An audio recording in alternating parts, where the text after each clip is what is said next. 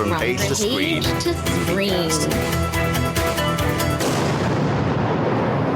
And 2024 is upon us. It's only a few days into 2024. So it's the 4th of January when I'm recording this. So if for some reason you're listening to this in like April or May, don't worry about me wishing you all a happy new year. This is just when I happen to be recording the episode. So it's just me today. Thought I'd do a nice little solo podcast episode.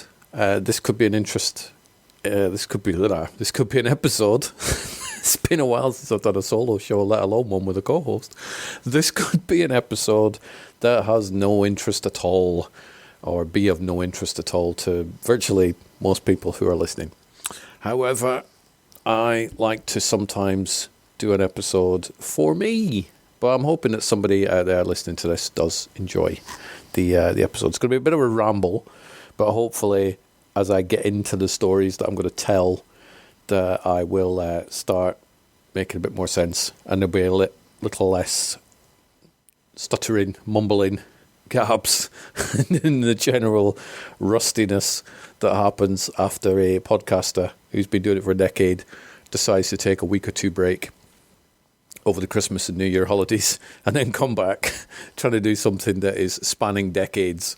So, yes, over the past probably a few months, I've become more nostalgic to films that I've watched in the past but not seen for a whole bunch of years. So I've seen like 3 or 4 films this year so far.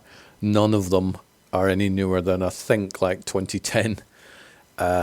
I watched The Hurt Locker from 2008. Tron Legacy I finished at the end of last year. That was one of the final films I watched from 2010. The other day I sat down and watched the Clint Eastwood directed 1985 movie, Pale Rider. And generally one of the promises that I've made myself this year is to just to rewatch some of my 100 favourite movies. Those of you who do listen to the podcast more than this episode will know that myself, Robert Dyer and Stu Miller put together our top 100 lists of all time. My list is now expanded into 150, and I'm now pushing to try and get it to 200. I will probably stop at 200, because if I keep carrying on, then I'm literally going to have every single film I've ever seen in a top list, and I don't really want to waste trees printing that list out, so I'll probably cap it at 200. But a lot of the films that I think are in my favourite lists, I haven't seen them for a long time, so I'm going back and I'm judging them harshly. And safe to say, The Hurt Locker did survive. It's still a great film. Tron Legacy also did survive. That is also a great film. Pale Rider wasn't in the top 100, but I thought, you know what? I haven't seen that for a long, long time. So I thought I'm going to revisit it. So yeah, I've been more nostalgic. And one of the podcast things that I've been planning on doing for ages is related to my experience with video stores. Anybody who knows me knows that I used to work in one, I used to run one, I used to own one, and I used to frequent them when I was a kid. And so I realized that there's actually a bit of a story to tell with myself and video stores. Now, I couldn't decide whether to do it as a video. That was one of my plans, to do it as a video and have the pictures of the films that I'm talking about and stuff like that on screen at the same time as I'm narrating whatever story is going to come out of my mouth. But I realised that I didn't really have any pictures of the actual video stores that I'd be talking about. Yes, I could put cover art and stuff in there, but I wouldn't be able to show you a picture of what the video stores looked like. I do have a little bit of video footage of the video store that I ran. I made sure I took some video footage of that before I closed it down. But that's way at the end of the story. So I thought, you know what, audio kind of works a little bit better, because I'm going to be drifting my brain back many decades to dig up this story for you. And so I'm going to be painting my own picture, and, you know, why not have you paint the picture while you're sitting there trying not to fall asleep listening to my stories. So there have been at least 5 obviously I've been in more than 5 video stores because I'm a film geek, but there are 5 basic chapters of my life connected with video stores. And so what I'm going to do is each time I do one of these chapters, I am going to, cover it in a single recording session. And then more than likely just, I don't know, I haven't quite decided whether I'm going to release it in those separate chapters or whether I'm just going to lump it all together and have a stupidly long podcast episode. To be honest, I think I'll probably do the chapters because it makes more sense. Because whilst some of the chapters will be quite short, maybe like 20 minutes or half an hour or something, when it gets down to me owning a video store, I suspect that'll be a rather lengthy one, because obviously there's a lot more that I can remember from that. And so that'll probably be an episode on its own. But yes, so I've not decided yet is basically my answer. And also, if I do decide to record it in one long, or to release it in one long super edit, then me saying Happy New Year at the beginning will make no sense at all, because it'll probably be like April or something while you're listening to this. So, a little bit of backstory. I was born in 1971. Now, age usually doesn't make much of a difference, but it does in this, because a lot of the stuff that I'm going to be talking about is from when I was a kid, and it's a certain time period in history and so on. So yeah, I was born in 1971 in this small coastal town called Kirkcaldy in Scotland, which is about 26 miles north of Edinburgh. So it's on the east coast of Scotland, seafront town. It had one cinema, as far as I know, which was a 3-screen cinema, which I used to frequent a lot. I used to spend a lot of my childhood waking hours in that cinema, to the point I would go on my own when I was probably about 9-10 years old. I'd go out in the morning at 11 or 12 o'clock, queue up, buy a ticket for a film, go watch that film. If it was a good film, sometimes I would just stay for the next screening, not buying an extra ticket. Those were the days when you could do that. And then also, depending on what screen it was, so the cinema, triple screens, it had one big screen, which was up a set of stairs from the main entrance to the cinema. However, screen number 2 and screen number 3, you would go down another corridor. So if you bought a ticket for any film showing in screen number 2 or screen number 3, if you were quick enough and sneaky enough, you could watch that film and then sneak straight into the other screen and watch that film. So on occasions, I would probably watch 2 films in a day, but each film twice. So I would probably come out at like 8 o'clock at night or something like that. So that was quite a common occurrence. I also watched my first 18 certificate movie at that cinema by buying a ticket for Bambi, it was a reissue of Bambi. Getting a very strange look from the ticket woman, who said, "Really? You're watching Bambi?" I was like 14 at the time. I went, "Yeah, I want to watch Bambi." 15 actually. You want to watch Bambi? Yeah, of course I do. Okay, here's your Bambi ticket. And then, sure enough, I sneaked right in to watch Sylvester Stallone's Cobra. Thoroughly enjoyed it. I probably saw about half of Cobra, because the other half I was too busy looking around, watching for staff coming in, catching me. But I pretty much got the gist of it, and I was very happy with myself that I'd managed to watch an 18 certificate film at the age of 15. So I used to frequent the cinema a lot. Now, you're going to think, well, this is nothing to do with video stores, you pleb. Well, I'm getting to that. So I was a film geek from a very, very early age. Born in 71, I remember watching Star Trek: The Motion Picture at the cinema in 1979. I remember watching Superman the movie in 1978. I remember watching Close Encounters of the Third Kind in, I believe that was 78 when we got that here in the UK. So some of these dates that I go through, the dates might be a little bit off. So if at any point you're listening and I mention, for example, like 1982, and you're like, well, hang on a minute, that film didn't come out till 83.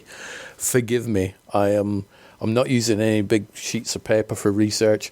Not even using the internet, because I could spend days on the internet just to get a little bit of a nugget of information out. So this is all trolled from my memory. So do forgive me if I get something a little bit skew-iffy.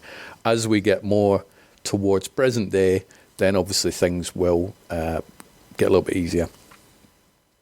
So where the hell was I? Yes, big movie geek, to the point I remember in the early 80s, I would get the local newspaper and they would show what films were being released that week.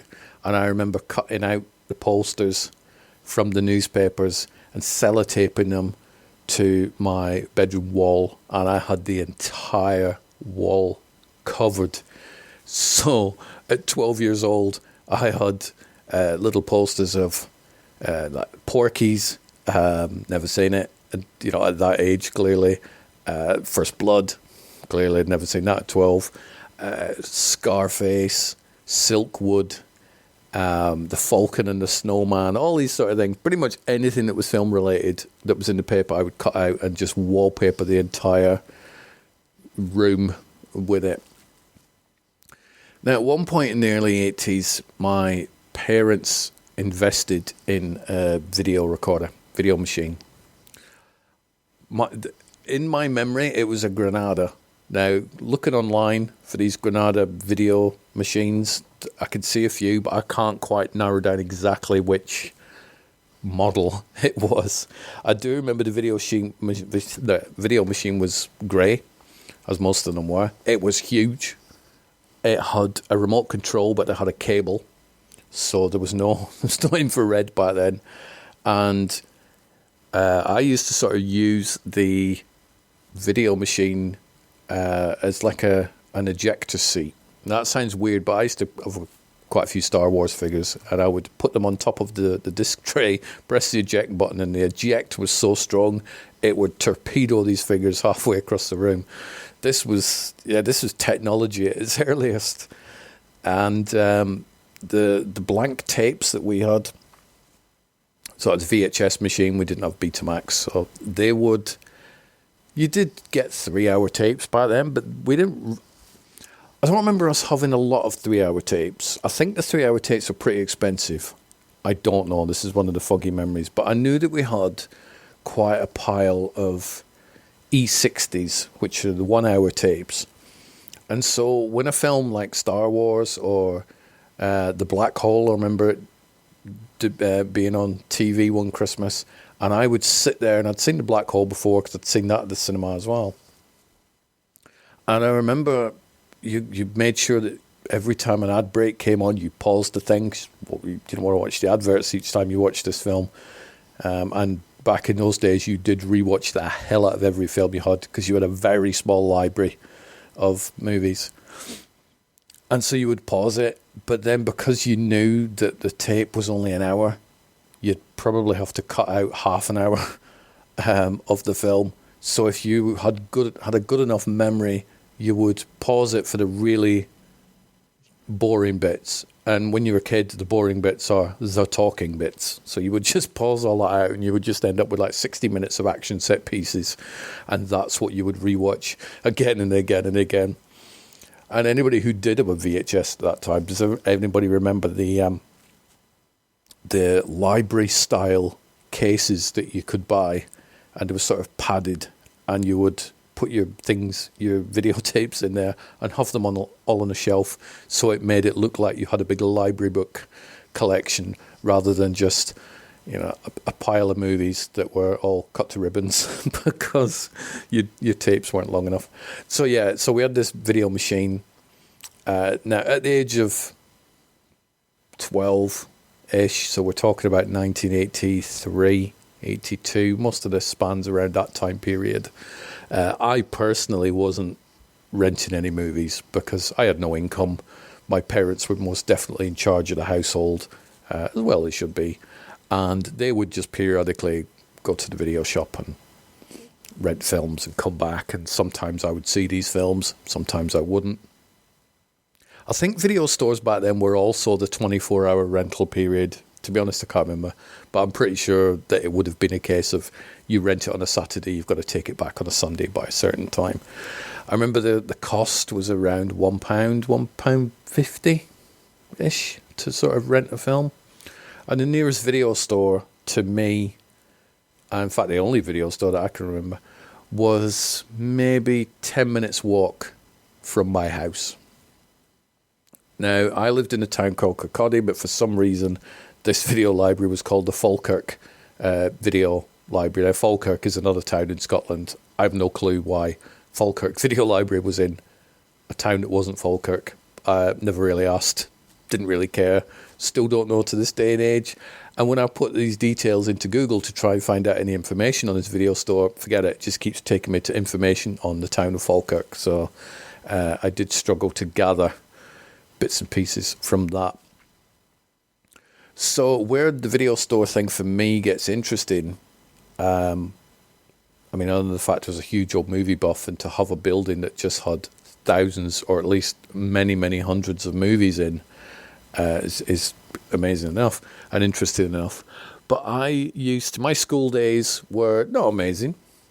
Anybody who wants to read my life story, let me know. I may send you a copy. And so I was never allowed a key for my house. So I would get up, go to school. We're talking primary school and early high school. So we're still talking around 1982-ish, 1982, 81, 83. So around this sort of time period. Around the time things like Rocky 3 came out, First Blood and stuff like that. And so I was never allowed a key. So my parents both worked. My dad was a mortician and my mother was medical records at a big hospital. And so when I finished school, what do? You know, I don't really have many friends or any friends to go hang out with them. So usually what I would do pre-video store was just go back home and sit in the garden, sit in the back garden, or sit in the front doorstep and just wait like an hour, sometimes 2 hours, for my parents to come home. And so when the Falkirk Video Library was there, it was amazing, because what I would start doing is it was on my route home from school as well. So I would finish, I would walk, depending on what the weather was. If it was sunny, then obviously I'd go play with Star Wars figures in the back garden or whatever, or climb trees, or who knows. But if it was crap weather, then I would hide out in this video store. And by hiding out, I just mean I would go into the video store and just look at the vast range of movies and stuff that they had in there. I wasn't old enough to rent them, of course, but the amount of horror movies that were out at that time were incredible. I remember, and people can picture the cover art, some of the really memorable ones that I saw, Abel Ferrara's Driller Killer, which has a horrendous front cover, which is a guy having a drill bit drilled into his head with all the blood pouring down.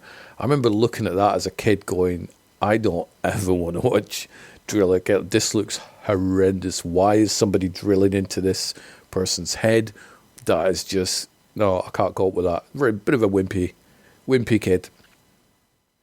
Years later, I did see Driller Killer, and the cover's actually better than the film, but, go figure.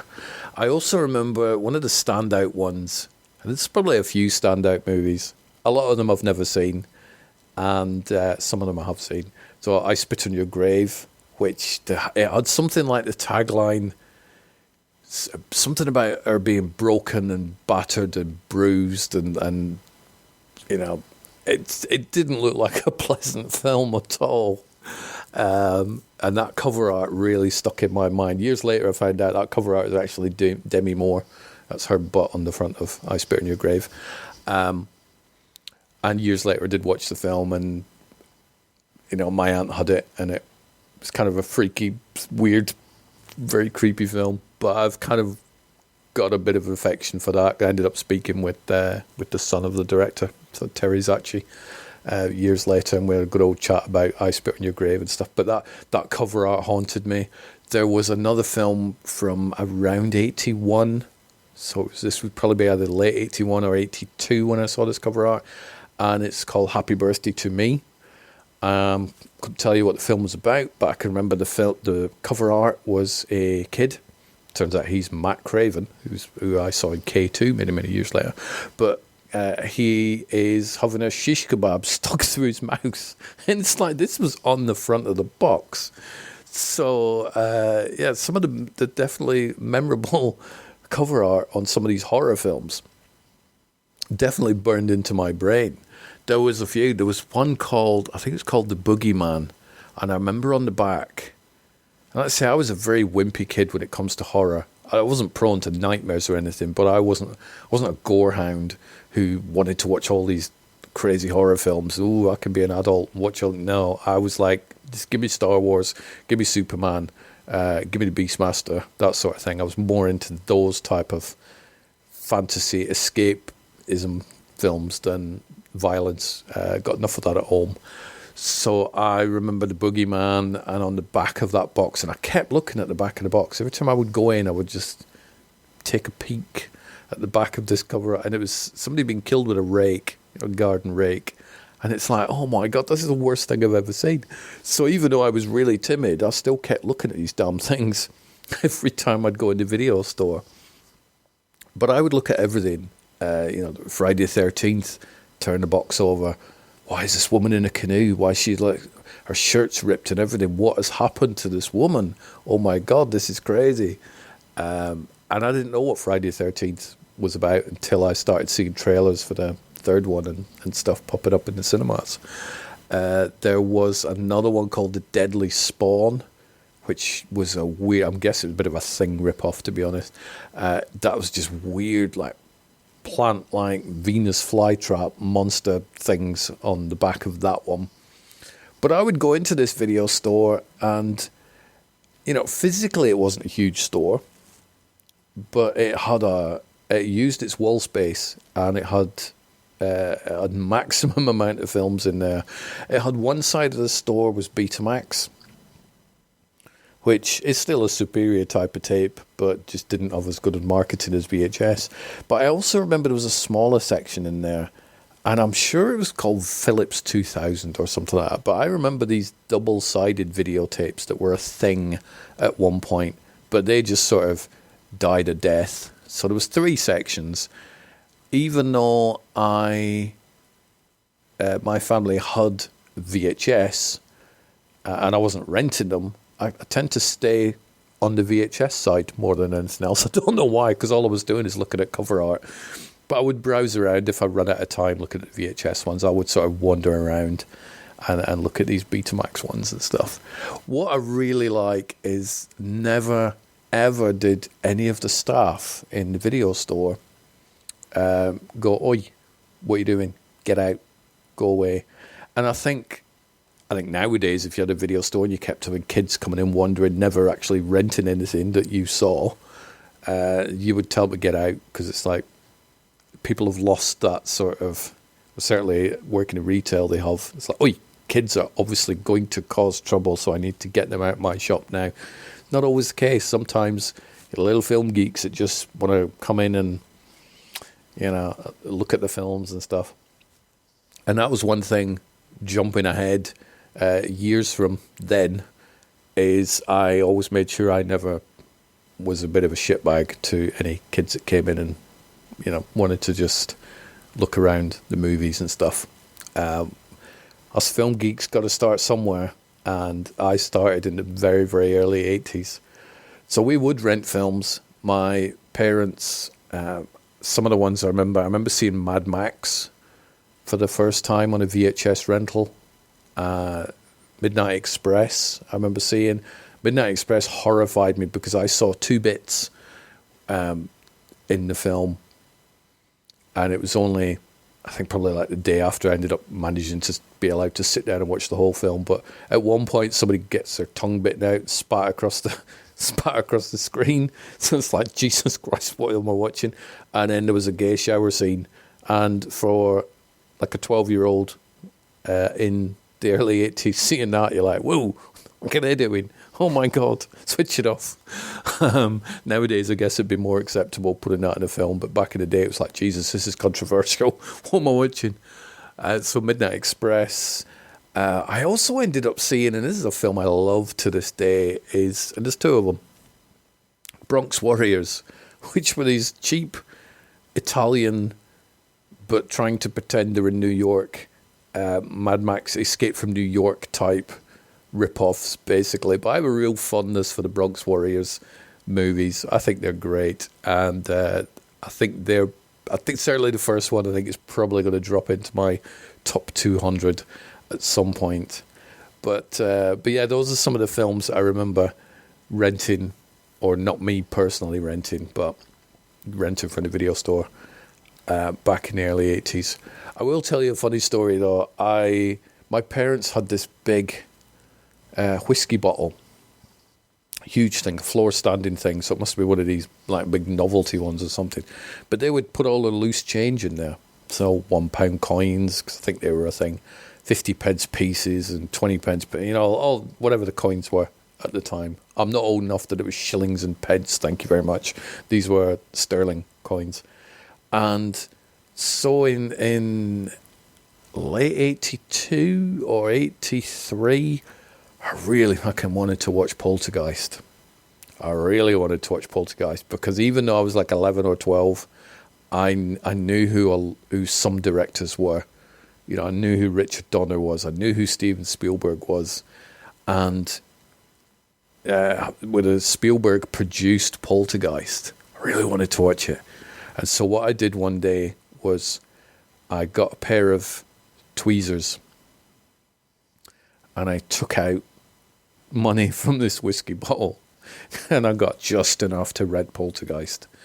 Bear in mind, I wasn't old enough to rent Poltergeist, but I went up and I knew what the membership number was for the household, and I rented Poltergeist and I took it home and I watched it and it was amazing. And then I took it back, and then I got the living shit kicked out of me because my dad had realised that I'd been in this whiskey bottle and pilfered some money. I did try and use the excuse, I just wanted my pocket money and didn't want to bother you by asking, which is a real flimsy excuse. So anybody thinking of using that excuse, I won't bother. It didn't flipping work. But that was one of my memories of me deciding to rent my own movies from the video store. Because back then it wasn't all computerized either. So what you would do to rent a movie is you would go in with a little membership card. The video stores you had to pay to join back in the day, so I don't know what the cost was, but let's just say it's £10. You'd pay £10 to join the video store, and then you would pay to rent a movie. And obviously you get fined if it was late and stuff like that. But they would give you a little membership card. And so you would need to make sure you had that card. But if the staff member was a bit lax, you could go in and go, I forgot my card, but I know what my number is. They'd ask you what your address is. You would tell them the address and they would trust you to take the movie away and bring the movie back. So that's how I managed to get Poltergeist.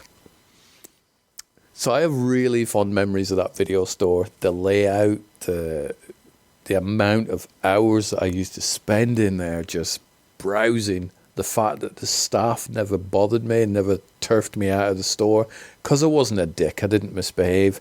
I wasn't trying to look up at the porno movies or anything like that. I would just get a sneaky look at the back of the horror movies and put the box back and stuff like that. So I do have very, very fond memories of the Falkirk video library. I wish I did have pictures of it. I wish I could track some down, but there doesn't seem to be any online. I did speak to somebody at one point whose dad apparently worked in it, but who the hell has photos of places they worked at decades before? I don't. And so it was around the time that I was leaving Scotland in 1987, January 1987, so quite a whole bunch of years ago, that I bidded farewell to the wonderful Falkirk video library, the video library where I would go in one day and see the most grotesque horror movies ever, and then go in a few days later and they'd all disappeared because of the video nasty outbreak of the early 80s, when that was a thing, and things like SS Experiment Camp or something like that, all these Texas Chainsaw Massacres, and even The Exorcist just kind of, disappeared off the shelves one day.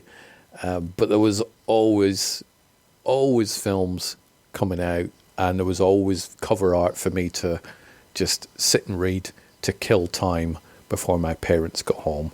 So that's the first chapter of my my video store experience. I'm sure there's a whole bunch of stuff that I've forgotten to say, but I do have fond memories of that video store, and then moving to England, then new video store chapters would begin. So I hope you enjoyed that. Turned out about half an hour of me waffling away, but I just wanted to share that story with you, or those stories, and piece together my life and video stores. So enjoy. If there is any feedback, let me know, either by email or social media, from pagetoscreen.com on pretty much every single platform now. Is there anything I've missed? Have I relit any memories in your brain while I'm talking about my olden days of renting movies? Right. Wishing you all a happy new year again, even if you happen to be listening to this in April. And thanks for listening. Take care.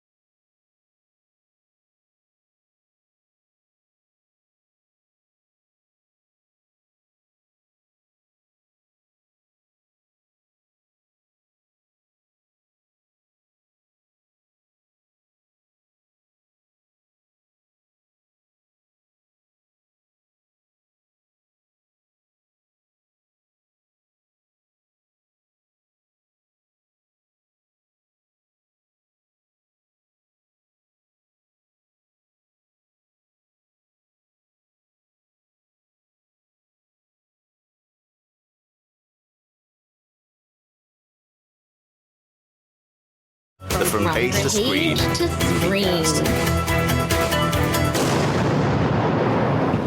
Hello and welcome back to the From Page to Screen movie podcast, episode 708, season 13, 14. I think it's season 14 of the podcast.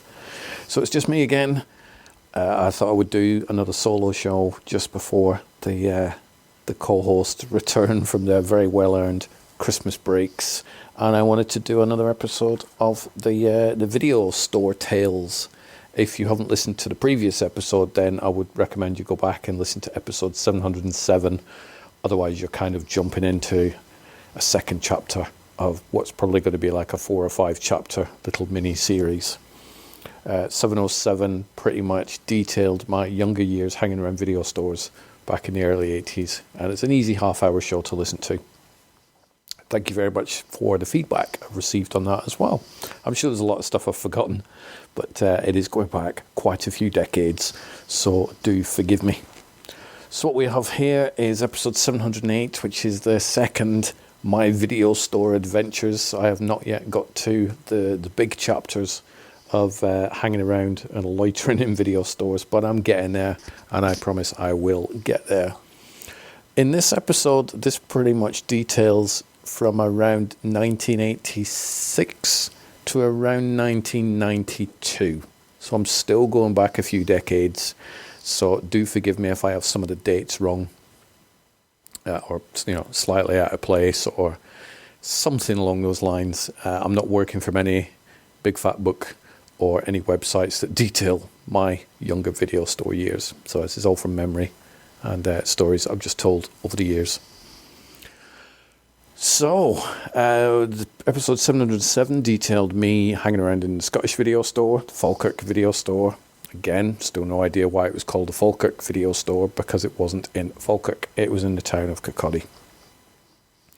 So, around January 1987, so I am 15 years old. I will be 16 in May of 1987. So my parents had actually going back a little bit before 1987. Let's rewind a little bit, probably back to about 1985, 86. So I'm living in the family home. My parents decided to split up. Now, for a lot of kids, that'd be devastating news. For me, it was like fucking Christmas, because my parents were not getting along with each other, and to sort of have to walk on eggshells to avoid a beating by my wonderful father was not a fun childhood for me.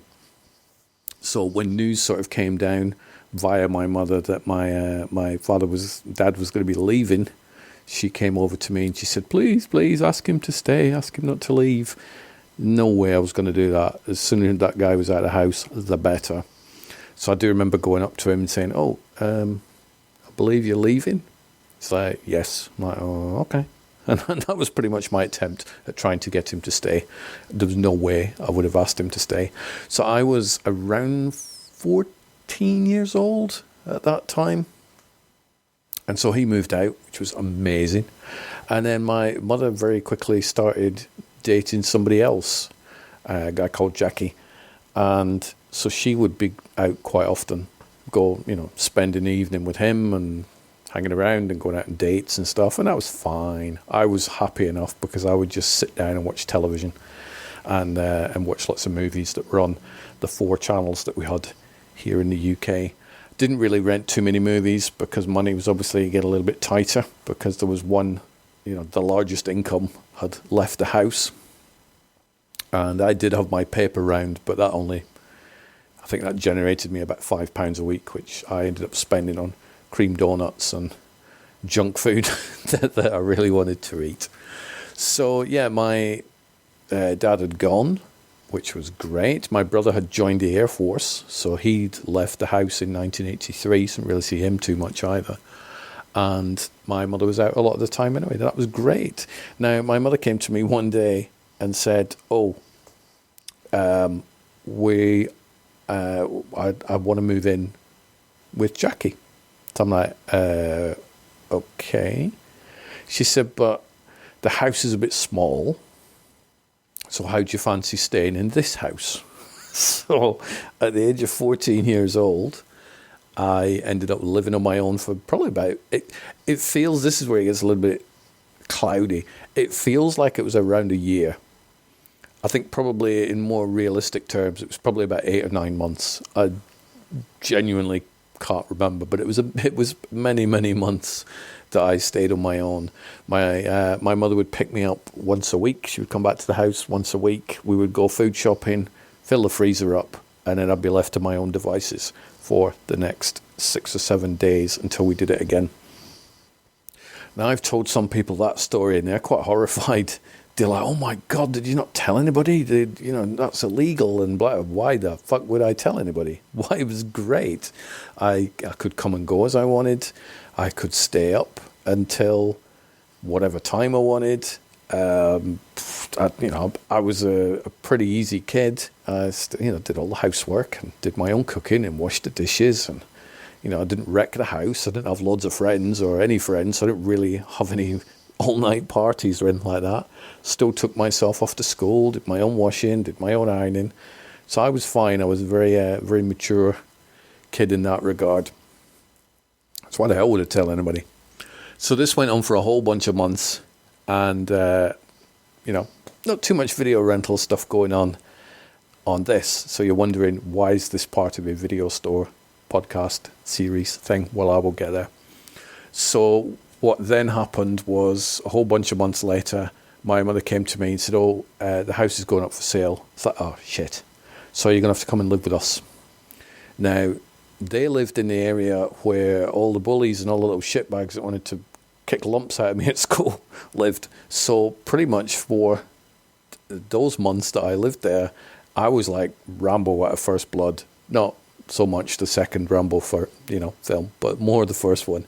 And so I would sneak in and sneak out, made sure that nobody saw me, because I knew that if I got spotted living in that area, then that house would have just been wrecked. It would have been petrol bombed, and no, I'm not even kidding. Petrol bombs were a thing in my childhood. So I ended up living in that house for a while, and then my mother came to me one day and said, we've decided that it's not really suitable you living in this house with us anymore. Now, I'm like 15 years old at this time. Very well-behaved kid. You put me in a bedroom with a TV, and, that's it. You wouldn't even know I was there. I would just watch TV all day and all night. So I was fine. Wasn't like a pain-in-the-arse child or anything. And they decided, well, it's not really suitable. It's kind of, it's getting in the way of us getting to know each other and stuff. It's like, okay. So we've got a choice for you, which is, we think that's fair. So you can either go live with your dad in a nearby town. Fuck that, I think was probably what my thoughts were. However, I went, no thank you, because I was very polite. Or the other choice is, you have an auntie in England and you go live with her. Now, I'd met her once because she'd come up at the Christmas time of 1986. That was the first time I recall ever meeting her. And we got along fine, but she wasn't really coming up to see me, or so I thought. Turns out that during that December, when she did come up, my mother had a conversation with her saying, how do you fancy a lodger? And from my aunt's point of view, she said, if it's Stuart, he can move in anytime, because I think she realised that I needed to get out of that household. And we got along okay for the minimal time that we spent. And so January the 23rd, 1987, I moved to England, or I was driven to England by my mother in an estate car with the very, very few possessions that I had with me, which wasn't a lot. I had a small black and white television. I had a ZX Spectrum computer with probably about a dozen audio computer games, about 6 or 7 of those, some clothes, some books. That's pretty much it. That's all I had. And so I started my new life in England in 1987, and that was one of the best moves that I've ever done. So why does this tail into video store thing? Well, I will tell you. Of course I'll tell you, because that's why I'm here. So my aunt didn't have a lot of money, neither did I. So we were definitely living on the breadline of luxury money, shall we say. But my aunt had a video machine. At this time, you would rent video machines from shops. So I can't remember how much they would cost per month, but they're like £15 or whatever it was. You would rent your TVs, you would rent your VCRs. So she had a VCR and a colour TV. I had the black and white television in my bedroom. And she was a huge movie fan. I'm saying was. She unfortunately passed away in March 2023. So it's also nice I'm telling these stories because it carries her name on a bit. But her taste in films, let's just say, didn't really match mine. I mean, I was a Star Wars kid. I was a Superman kid, a Beastmaster and all that sort of stuff. She was George Formby, Elvis Presley, and Bonanza episodes and things like that. So, there was no Star Wars in her movie collection.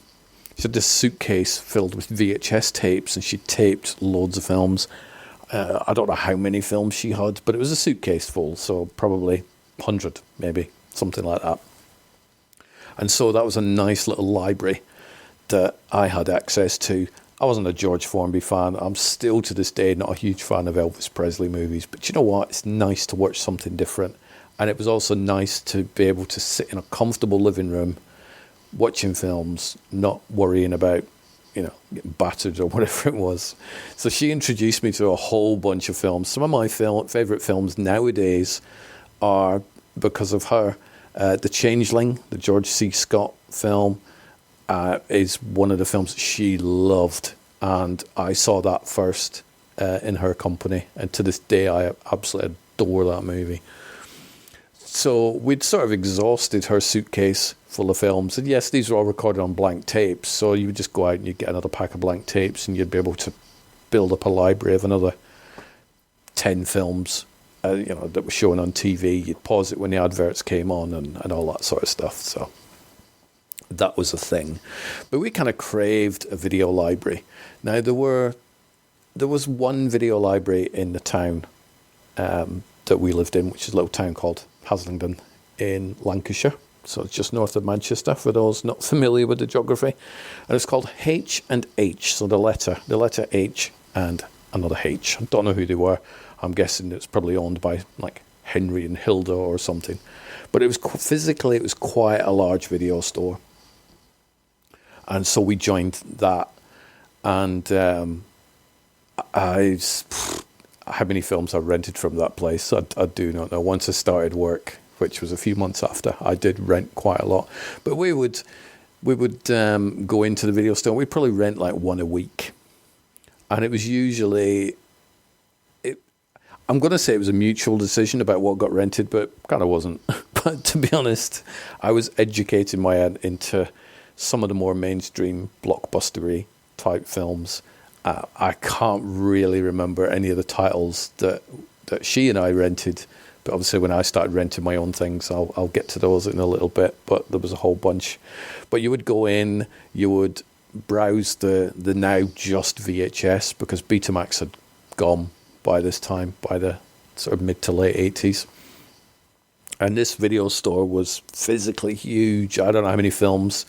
I'm guessing 5,000 maybe at a pure guess. They obviously had the new releases in there, and it was kind of like if I owned a video store, that's the sort of video store look that I would have. Posters all around the top part of the shelving where people couldn't reach. It had old films and new films and TV shows, because that was a thing back then where you would go in and have to rent episodes of TV shows. And so, sadly that's not a thing anymore. Neither are video rental stores. And so the H&H library was our sort of Friday visit. And I remember one of the staff members, I was about 16, so that we're pushing into the latter part of 1987. And I remember one of the staff saying to me, God, you know what, if you were 18 years old, then, you could work here.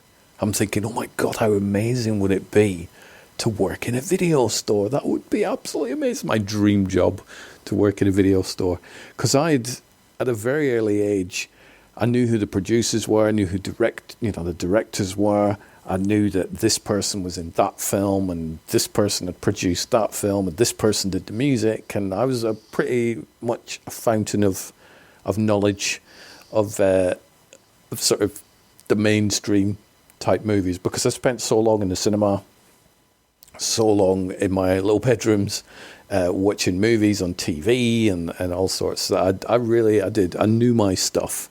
In later years, I would actually start memorizing running times of movies. And no, I'm not even kidding. That was a thing. But yeah, it was to sort of hear somebody who owned a video store say to me, if you were a little bit older, we would hire you and you could work in a video store. That's really fucking cool. And that sort of lit a little bit of a spark in my brain. It didn't set me off on a course going, right, I now need to find my ultimate job and find a video store that will hire me. But it sort of gave me the signal that I knew enough for somebody who owned a business to notice that I knew enough, and that they would possibly hire me if I was 2 years older than I was. But unfortunately, I wasn't 2 years older, and therefore I didn't fit in, and I couldn't work in that particular video store. But it was really nice to hear somebody sort of acknowledge that I have a success in something. Work-wise, I ended up working in a factory that made cardboard boxes. So it's a long way away from working in a video store. But what this job in a cardboard box factory gave me was a wage. Now, £60 per week. That sounds pretty shit in today's comparisons. And it probably wasn't a great wage. It was manual labour, which is fine. But I was now starting to earn my own money. Now, out of that £60 a week, £40 of that would be given over to my aunt for like room and board and stuff. And some people may go, oh, that's a lot of money. But I didn't mind. This woman had given me an escape from a life I didn't like. And, she looked after me well. So I was okay. And £20 a week doesn't sound like a lot to have spare, but I didn't smoke. I didn't drink. I didn't have a social life. I didn't really have any major outgoings. What I did have was a nearby video store where I would go in, usually on payday, because this was back in the day before work wages would be transferred into a bank account via bank transfer. You would get a wage packet. You would get a wage packet with the cash. And so you just stick it in your pocket and you go, brilliant, I can spend this until I've run out, and then I'll be counting the days down until it's the next payday. I was normally at that point probably by around the Sunday, and I would, obviously be at work for the Monday, Tuesday, Wednesday, Thursday, Friday, and so I didn't really need any money at work. And I took my lunch with me and stuff, so that Friday night would be head down to the video store, see what new films had come out, see what old films I wanted to watch, and films were probably about £1.50. I think, to rent, if I remember rightly enough. And so £20 a week, you think, well, rent like 4 films for £6. So that gives me, I could do that 2 or 3 times a week. And so regularly I would go into this video store and rent a whole bunch of stuff, like 4 films a night. I think on average I would rent maybe 2 or 3. I remember one time I rented 8. Can't remember what the 8 films were, but I rented them all, and I pretty much spent the day that I rented them watching them, and in the morning before I had to take them back in the evening, watching the ones that I hadn't watched. So those were amazing times. I do miss the H&H video store. I would love to have worked in there, and I wish I had pictures. I drive past, well, I don't drive, but when I'm on the bus going through my old town, I do pass the site that was the H&H video store, which has since been a hairdresser's for like years. But even though the place is a hairdresser's now, I still look at that building. I can still picture how this video library was. I don't know what year it closed down. I do remember that it did close down because my aunt and I then sort of transitioned over to a mobile video library. I don't know if mobile video libraries were a thing outside of the UK, but here in the sort of late 80s and even early 80s, there were mobile video libraries, and it would just be a car that would show up, an estate car with a big boot, big trunk, and there would be a couple of 100 movies in there. That would open the boot up, you'd walk out, you'd have a look, you'd pick a bunch of films, and usually it's like 7 films for £7 for a week or something along those lines. So you would pick a whole bunch of movies. They weren't the top of the range movies, so you ain't getting no A-grade blockbusters, because they would have been rented by the first person who actually was visited by the mobile video library. But it would all be sort of lower grade films, but still fun films. So if you were lucky, you could get the first Mad Max. You could like the Deadly Spawn, which I'd mentioned in the previous episode. The Bronx Warriors, the New Barbarians, just all these sort of B movies, but you didn't give a shit because you were like, I've got these for a whole week. This is amazing. I'm just going to watch films that I've never heard of in a lot of cases. I've never seen before, and it's quite cheap, and I don't have to rush because I've got them for a week. So we used that mobile video library for quite a while. And I'm guessing that this would have been after the H&H video library closed, because I wouldn't see why we would use both. But I did, that sort of sprung back into my mind the other day when I was thinking about the H&H video library. And then I remembered the video mobile one that would show up at the house. It's like, God, those were fun days. I wish I'd have kept a list of the films that we watched, but some of them, I'm sure some of them were not good. But if you were really lucky, you'd be able to get your hands on like David Cronenberg's Shivers or Squirm, the Killer Worm movie, which I think is great. And just like Halloween 3 and stuff like that. But yeah, there was no way you were going to get a copy of Aliens or Lethal Weapon, which would obviously be like 87. But yeah, those were good days. So the mobile video libraries. And then a new store opened up in town. I suspect, in my brain, this opened around the time that the H&H video library was still a thing. But I still used the H&H video library because I really liked it and I got on with the staff, and their collection of films was huge. But there was a new video store that opened in town, and it was, I'm going to say, a posher video store. Now people are going to laugh and go, how the hell do you get a posh video store? Well, I will explain why. So the H&H video store, and generally a lot of the independent video stores back in the day, wouldn't be too much unlike the little shop that Billy goes in and ends up buying a Mogwai and then Gremlins. They'd be sort of dimly lit. The shelving would be very basic, but it would have exactly what you wanted in there, i.e. mountains of movies. There was no huge amount spent on posh lighting, or there was no staff uniforms. There was no, they didn't look like Blockbusters. And a lot of people do like Blockbuster, but I always found them a bit too corporate-y and a bit too clean. I always preferred the independent mom and pop video stores. I found them more, just more inviting. So this new video store opened up, and it was called Take Two Video. And you would go in. The reason I say it's a posh video store is because you would go in, the shelving was all the same. It was all this red plastic uniformed type shelving. The carpet was freshly hoovered. And the staff all had uniforms. Now, by uniforms, I mean the guys had white shirts with black ties, suit pants. The women were always smartly dressed. It looked like they really put effort into the design of the shop before you even put the films in. Now, that's not to say that independent video stores don't put effort in, but I'm sure anybody who's been in an indie store compared to a Blockbuster knows exactly what I'm talking about when I'm describing the poshness of some of these stores. So the Take Two video store opened, and that is one that I would sometimes look in. I would just browse in, but I always felt a little bit intimidated going in there because I was never in a white shirt or a black tie or whatever. But it was a nice, physically smaller than the H&H video store, but it would have less films in there, and it would contain old films and new films. But you ain't going into Take Two video store and coming out with a copy of Bronx Warriors 2.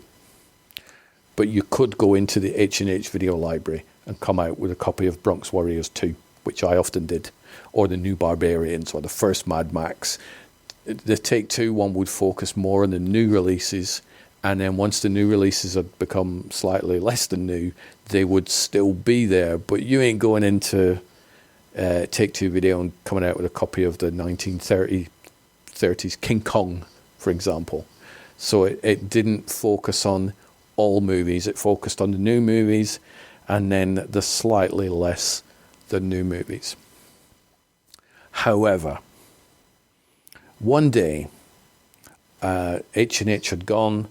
We'd stopped using the mobile video libraries, and then one day in around, I think it's 1992, 91, Highlander 2, The Quickening, was being released onto VHS. Now, I will defend Highlander 2. I know it gets a lot of bashing, and yes, The theatrical version, which, describes them as aliens, it's not the best explanation for them being immortals, but I liked it, so it's fine. But if you're going to watch Highlander 2, watch the Renegade version, which sort of retcons a lot of that alien stuff and is even longer. But I digress. Michael Ironside was in Highlander 2. I was a big fan of Michael Ironside from V and Scanners and stuff like that. And I enjoyed the first Highlander movie. So I really wanted to watch Highlander 2. So films came out on the Monday, and I went in and I said, I want a copy of Highlander 2, The Quickening, please. And they're like, oh, they've all gone out. So, yeah, right. And you could pre-book films. So you could say, I want to order it for Friday or Tuesday or tomorrow. I ordered Highlander 2 for the Tuesday because I wanted to watch this thing as soon as possible because I needed to watch it as soon as possible. Can I order it for tomorrow? Yes.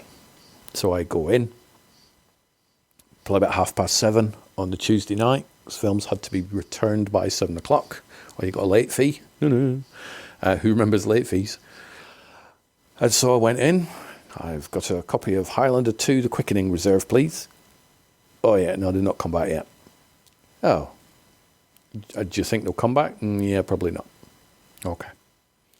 Can I order it for tomorrow night then? Saves me waiting around all night tonight. Yes, of course you can. So I went in on the Wednesday night, just after 7 o'clock. I went, I have a copy of Highlander 2, The Quickening, please. I have it ordered. Yeah, it's not come back yet. Oh. Okay, is this still the same copy that's not come back for a couple of days? No, it was one that somebody else had ordered for yesterday as well. And it's just not come back, but it should be back. Okay. Right. So I can either play this silly game and just keep booking it for the night after the night after the night after, or I can just wait. You know what? I'll just wait. So I said, well, I'm just going to wait a little bit and see if the film comes back. They said, okay. So I would just browse the shelves, kind of like I did when I was a kid, just browsing the various boxes and looking for the film, what gems there were in these video stores. And then I overheard two of the staff having a conversation. One of the guys there was saying, oh, you're not going to miss it. He's like, well, a little bit, I guess, but I've had enough now, blah, blah, blah, blah. Now, it turns out these two staff were having a conversation about one of the staff leaving. So he was going to be quitting at the end of this week and finishing his time out in the Take-Two video store. And so that sort of took my brain back to the time when the person in the H&H video store said to me, if you were a little bit older, I would hire you to work in my video store. Now, by this time, I was over 18. So we're talking like, I was about 20, 21, 20, yeah, about 21-ish. And so I thought, maybe this is my time. Maybe I can work in a video store. And so I went up to the staff and I said, sorry to butt in or whatever. I said, but I overheard your conversation. Is it, you're leaving? Yes. Have they hired anybody new for the role yet? No, I don't think so. Okay. So who would I speak to if I was interested in working in this video store? And whoever was talking to me said, oh, it'd be the supervisor, Angela. If you give me your number, I'll pass it on to her and then ask her to give you a call. And so I did. I wrote my phone number down and then left the video store. Fortunately, without Highlander 2, The Quickening, I ended up not getting that till Thursday. But I left with the knowledge that maybe Angela, the supervisor, would phone me up and she would say, hey, I believe you want to work in a video store. Would that happen though? That is the question.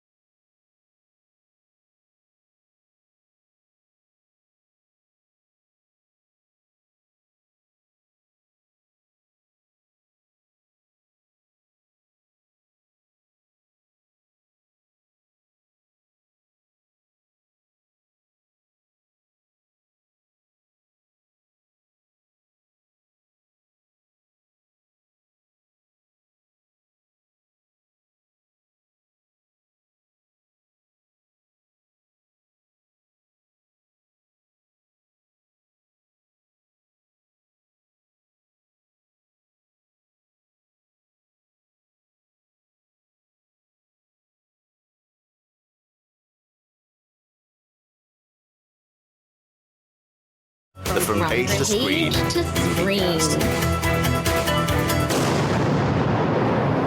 Hello and welcome to episode 713 of the From Page to Screen movie podcast. This episode features me, Stuart, and nobody else. It's another one of those solo episodes. I have a bunch of time to myself, and so I thought, you know what, I need to continue my video store stories throughout the years. So for those of you who haven't heard the previous episodes, they began in episode 707 and it continued in 708, and I decided to sit down with a headset and do a solo episode just taking you through my experiences of the video stores. Not sure how many episodes it's going to be, not sure how long this one's going to be, but this is kind of it's a bigger story than the previous one. 707 was my story about mooching around video stores when I was a kid. 708 was about my time mooching around video stores when I was a bigger kid. And this particular episode, 713, is going to be me actually working at a video store.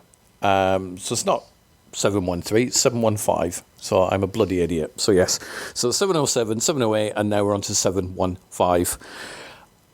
This begins early 90s. So I'd moved to England in 1987.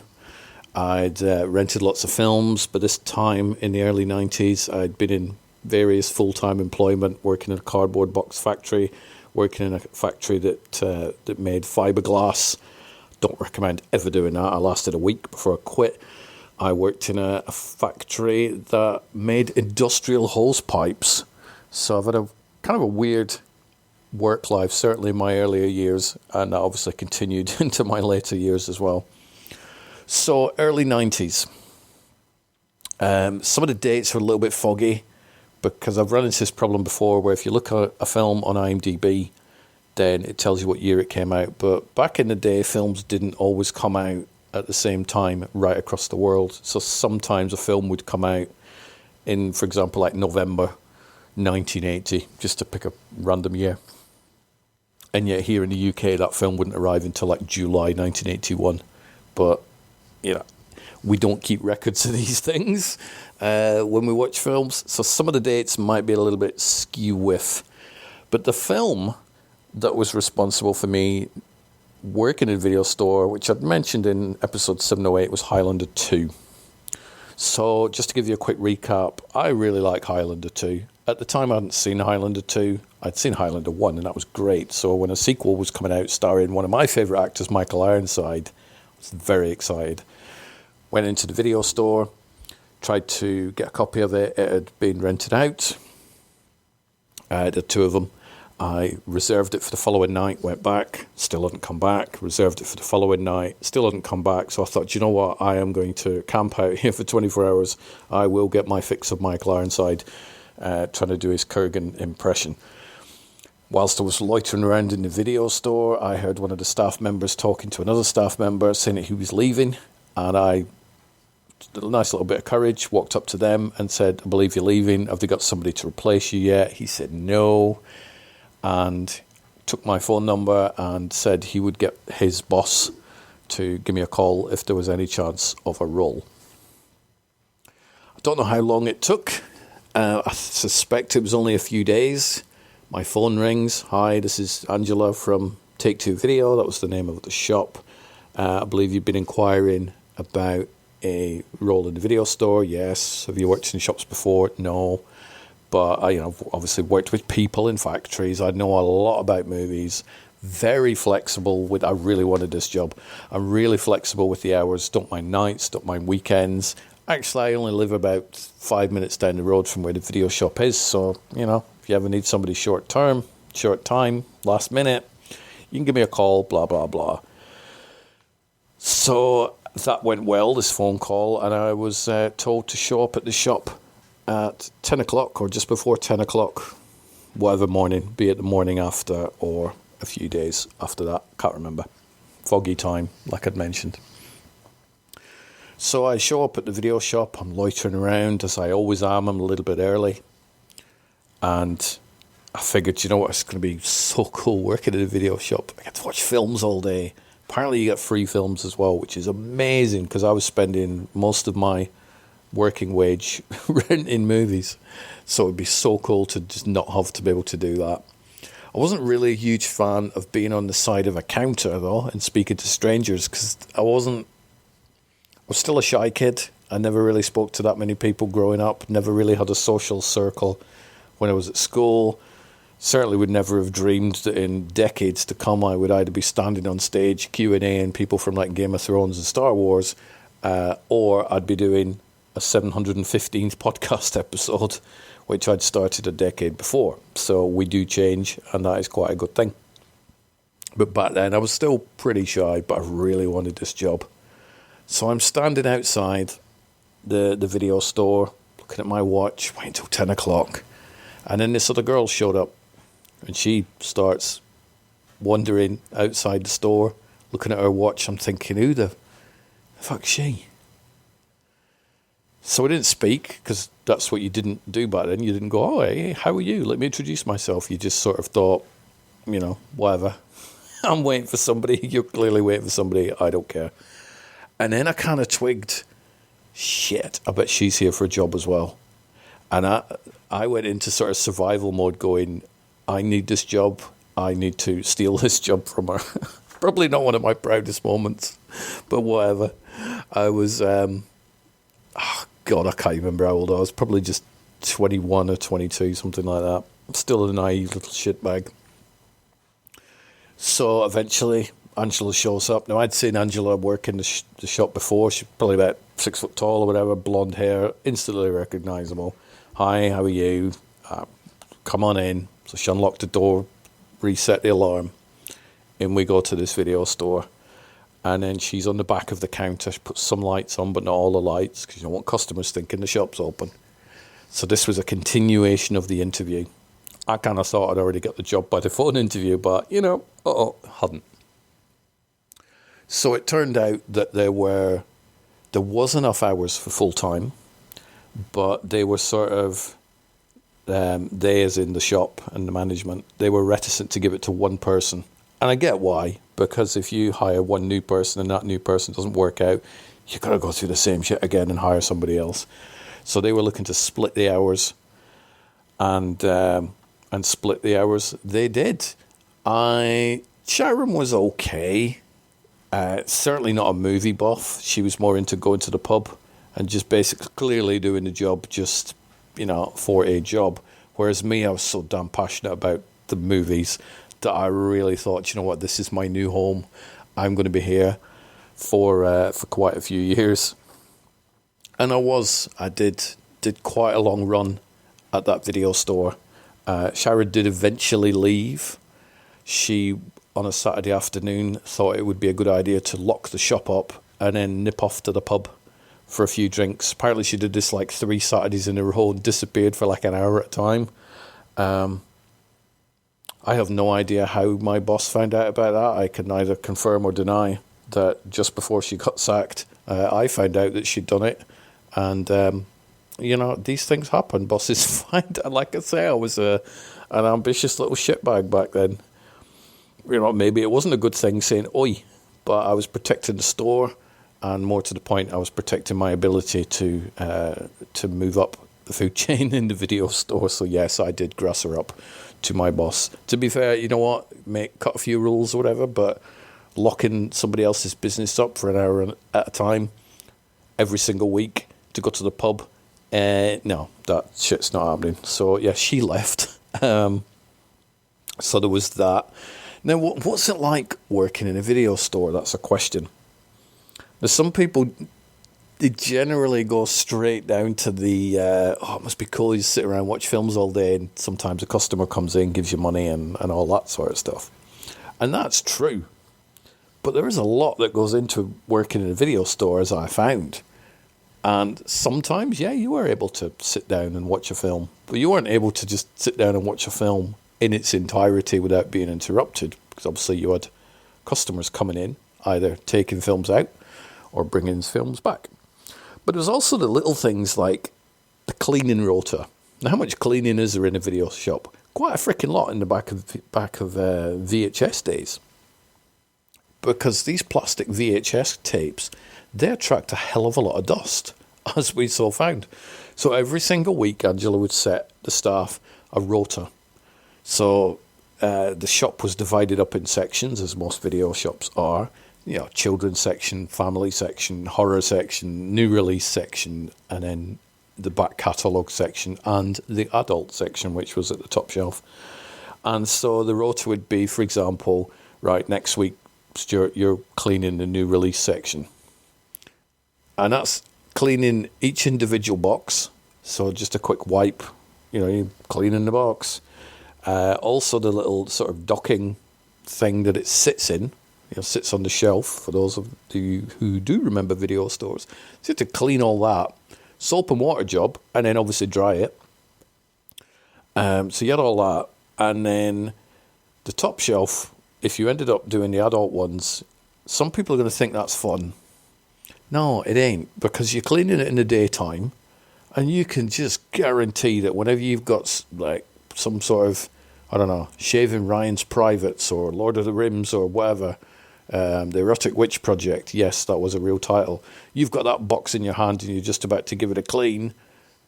Somebody walks in with their kids to bring a film back, don't they? You just know that that's going to happen, and that happened a lot. And you, what are you going to do? Go, I'm just cleaning it? No, you just got to ignore it. So it wasn't fun. Nobody really enjoyed doing the adult movie section. And the kids ones, Jesus, I've never seen so many jam stains on VHS boxes in my entire life. So there was the cleaning rota. And obviously hoovering up and cleaning the counter and making sure the rubbish is out. So you got all that stuff. This is no way you sit and just watching films all day. Then you had new release day. Now, new release day used to be a Monday, I think. And then it changed to a Friday, or it might have been a Friday and changed to Monday. I generally can't remember. It was one or the other.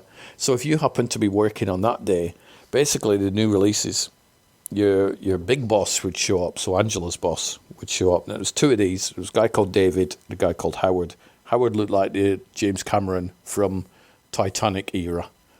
Don't mind his beard. He always reminded me of Jim Cameron. And one of the big bosses would just pull up in the car. They had these big Mercs, big Mercedes cars. You're like, all right, then, fuck off. You know, they lived the part, which is fine. So you'd see this Merc pull up, and they would walk around to the boot of their car, or the trunk, if you're American listening to this, and they would take out a couple of boxes of VHS tapes, physically, you know, quite big boxes, march into the store, plonk them down on the counter, and you go, what we got, and you get so excited because it's like, what have we got, what new films have we got, how many copies, what's new out, this is amazing. This is pre-internet, so you couldn't Google when films were coming out.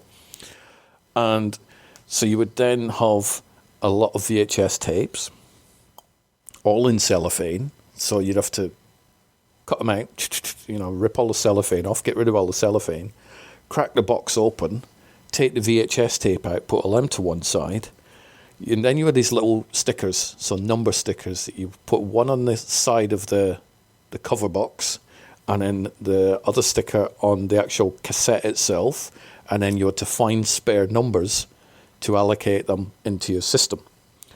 And so you had to do that for every single VHS tape that comes in. Obviously with computers, it's quite easy because you just go, give me the next free number, and then it would tell you. So you would stick them up, put the tapes in the back wall, so you knew where to get them when the customer wants them. Then you'd have to find some space on the shop floor to put them. You pretty much had free reign on where to put the films. So there was never any new films go on this specific row. There was a section, but Angela pretty much just let you do what you want. She knew that you're not going to put them 6 feet off the ground or 10 centimetres off the ground. You're going to put them at eye level so people could see the new films and stuff when they come in. So there was free reign to that extent. So that was the new releases. Then you would have to add the damn things to the computer system. So you'd find your free numbers. You'd have to type the title in, certificate. how many copies you had. So you'd have to do this one at a time. You got 29 copies of Terminator 2, then you are adding 29 copies of Terminator 2. It does take a while. And then odds are you will get interrupted by customers who will peer over the counter at what you do and go, ooh, Terminator 2, can I have one? No, it's going to be about half an hour before these are on the system. And it'll loiter around, so you get interrupted. But that was fine. So that's the new release stuff. You would get people obviously coming in renting other films, so you'd have to stop what you're doing with these new films, serve them, then carry on doing what you're doing to try and get these new films on the shelf as quick as possible, because you ain't making any money if these things are stuck behind the shelf and nobody can see them. You would also get what we call point of sale, and these would also show up periodically, usually once a month, and it would be David or Howard that brings these things. These are the huge cardboard standees that usually they were quite easy to put together, but sometimes no. Sometimes you'd have to be a bloody mastermind to work out how to put these things together. They were pretty big in some cases. You would get a truckload of posters, not literally a truckload, but you would get a whole load of posters, hundreds sometimes. And again, you were given free will, if Angela knew that you weren't an idiot, to just make your own poster displays in the window. And that was fun. I used to enjoy that. That just pretty much involved ripping down all the old posters, standing in the window display thing with a staple gun, a pile of posters, and your brain going, what can I do? I used to have so much fun with the posters. Once you put new posters in, you get all the kids coming in going, you got any posters? You got any posters? And, it was a tricky one, because a lot of the time you would learn which kids genuinely wanted the posters and which ones would just end up taking them outside and throwing them around in the street, which was never a wise move. So there was a lot to do in a video store, and this is way before you can sit on your arse and just sit and watch these new films all day. Now, there was a rule in the video store that Angela had set, and I think it was a rule that she just decided herself, and it was a wise rule. And it was a rule that made sense, and it was a rule that I constantly broke but never got caught, and I knew that other staff would break that rule as well. And it was, in the first week of a film being a new release, staff were not allowed to take it home for free. Now, the reason for that was because obviously we wanted customers to pay the £2.50, which is that's how much it costs for a new release, to pay the £2.50 to take the film home. I get that. However, me being a film geek addict, I decided that I was more important than the customer. And so what you would do then is you would just put one of these out on hire tags into a single copy of a new film. And then just make sure nobody rented it that night. Now, that's not something you could get away with all the time, because if your boss isn't a moron, and mine certainly wasn't, it would be a case of, hang on a minute, we have a copy of Silence of the Lambs and nobody rented it on a Friday? That's kind of weird. That would definitely go out. So what you would do is, if somebody rented it the previous night and then brings it back early, so say they bring it back at 4 p.m, you put it to one side and you just don't book it as a return until about 20 past 9, 40 minutes before the shop closes. And so when Angela's like, hang on a minute, how did you manage to get Silence of the Lambs? You just say, well, it didn't come back till late. There was a rule that anything after 7 o'clock was technically late, but we never enforced that. There was never a, right, you should have brought that back an hour ago, we're going to charge you another night's rental. That was not a rule that was ever enforced, although it should have been. And I kind of get why it should have been, but you're going to lose and alienate a lot of your customers if, in fact, you do that. Customers. Customers. Customers are both, in video stores, really nice to get on with, and customers are also really fucking annoying at times. But back in the day, back in the early 90s, they were more nice than annoying. I think nowadays they'd be stupidly annoying.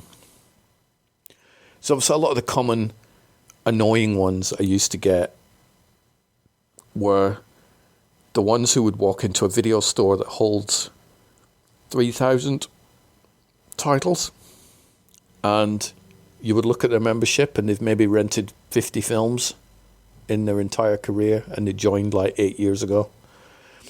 And you would try to work out what sort of film that they like, and you would recommend stuff. That was one of my skills, was because I knew there's a certain way that you could do it. If somebody likes, for example, Shawshank Redemption, it's a pretty safe bet they'll also like Leon by Luc Besson. They'll also probably like The Green Mile, which is similar to Shaw. You know, you sort of work out what they like, and you can gauge their reaction.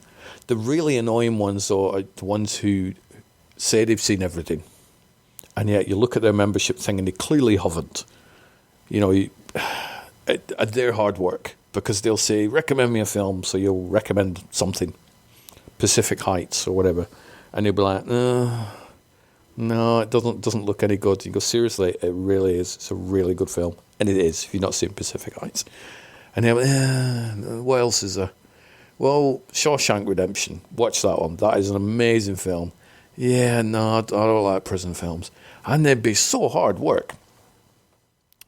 And then they would end up ignoring all your recommendations, picking something that they chose, and then coming back the day after bitching about how it was crap and they didn't like it. It's like, well, maybe you should have listened to my recommendations. So over my years in this video store that I'm talking about now, there were fights that broke out. I remember two women who had clearly had an issue, probably to do with a boyfriend, fuck knows.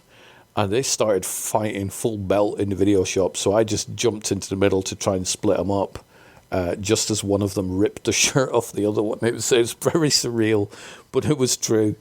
You don't want to jump in the middle of two women in a fight. There were fingernails and scratching and hair pulling and stuff everywhere. But nor do you want your shop wrecked.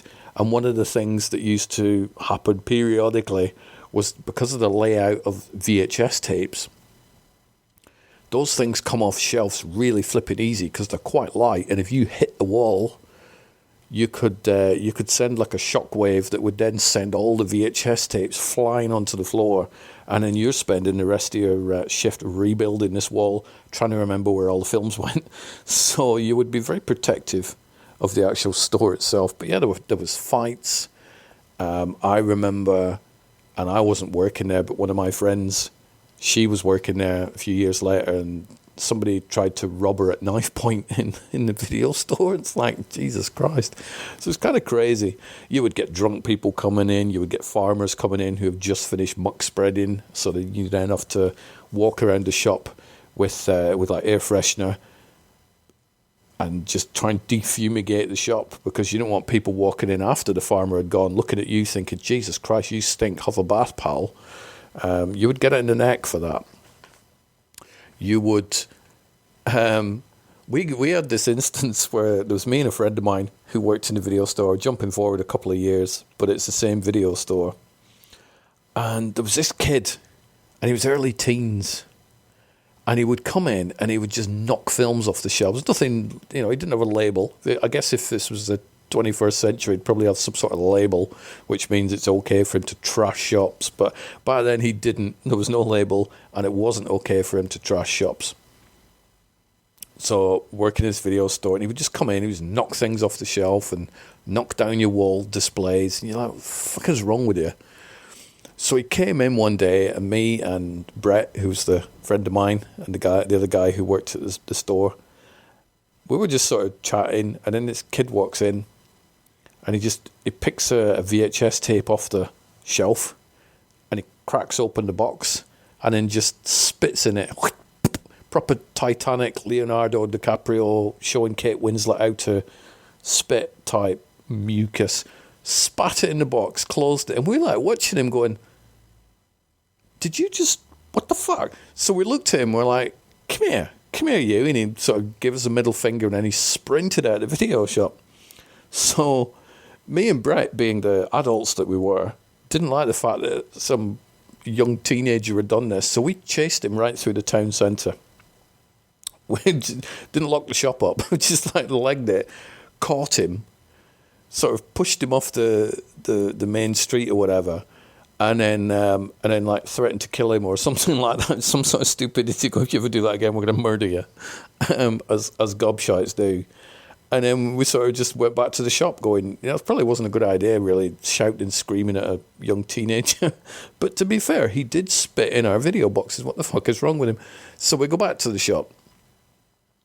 And then, Jesus, like an hour after or something like that, police car pulls up outside the video store. Thought, oh, fuck. But police did sometimes come in the video shops, and we used to give them free films. Because if we ever needed somebody who had stolen some of our films chasing down, these police would normally go, do you know what, give us their address, we'll go get these films back. Because VHS was quite expensive way back when. So police pulls up, it's like, all right, I wonder what they want. Puts his hat on, it's like, oh fuck, that's never good. It's never good when they put their hat on. Walks in, policeman looks at us. It's like, did you chase a child down the street probably about an hour or two ago? Yeah. Did you do anything to him? Well, we kind of like shouted at him and threatened him and stuff. Because this is what he did. This is spat in the video box and this, that, and the other. He's like, okay. What you might want to do, you shouldn't be doing that. Okay, kind of get that. Me and Brett turned into little boys in a moment. It's like, oh shit, we're in trouble with the police. And then you think back to what you did. You're like, yeah, we could really be in shit for that. And so this policeman just said, okay, we know who the lad is. You might want to do yourself a favour if anything like that ever happens again. Drag him down an alley. Make sure nobody sees you shouting and screaming at him. And then the policeman left. And we were like, that's amazing. That's the most amazing thing ever. We've just been given a license to shout at children. But it did sort of teach us a lesson. It's like, okay, maybe just...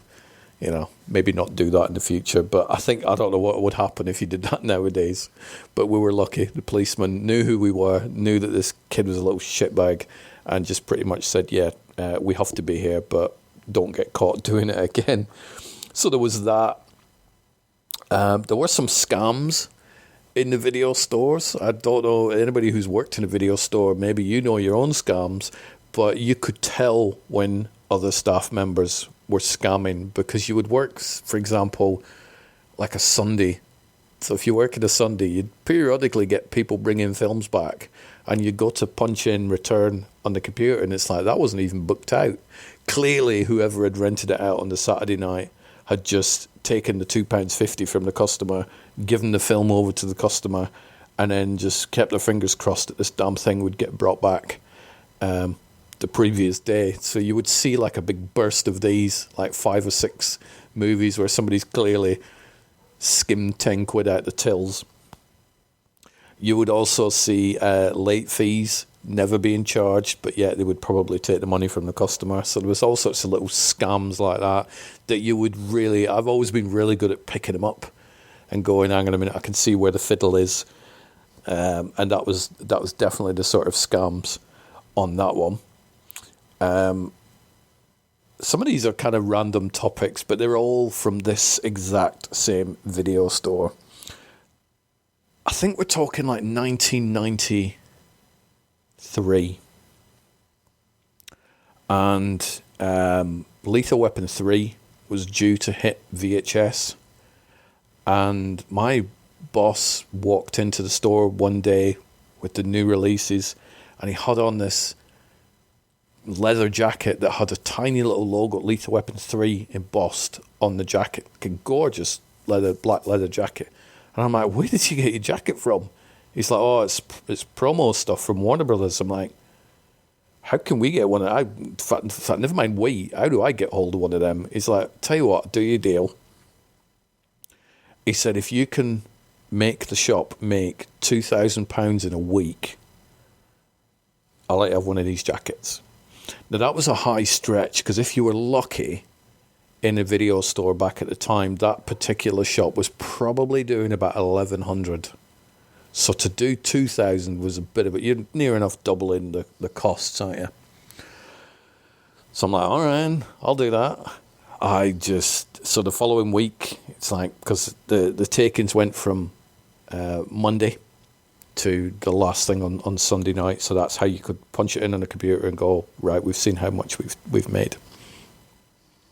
So I worked hell for leather. I did as many hours as possible. I would just, people would come in and go, what new films are you? Like, oh, never mind the new films. Watch this one that came out like last month. It's amazing knowing that they would rent something like, I don't know what title, but they'd rent something that wasn't guaranteed to fly off the shelves, because I knew that once you got to later on in the evening, people would just come in and they would purposely want the new releases. Or the other example is people who walked in off the street, you would recommend something that wasn't a brand new release because you knew you were going to get phone calls later that day from people going, have you got such and such a new release? If you said no, they probably weren't going to come out that night. If you said yes, they were going to come down and get that new release. I was using every little juggling technique possible to try and get this jacket because I really wanted this Lethal Weapon 3 jacket. So it gets to Sunday night. Take-ins get added up. It's like £1,930 or something like that. It's like so close. So close. So on the Monday, the boss came in and I'm like, we've got 1,930 quid. So just like really close. Can I still get a jacket? Nope. He stuck to his guns and I get it. I was mad at him, but I still get it. So close. He said, no, the deal was £2,000 and you can have a jacket. It's like, fuck. So I did it again that week, and by the end of that week, we did hit the £2,000 and I did get my jacket. Unfortunately, the jacket over the years, because jackets do, it got damaged and wrecked, but I was so proud of myself that not only did I manage to raise a ton of money in that video store, but also got a really cool Lethal Weapon 3 jacket.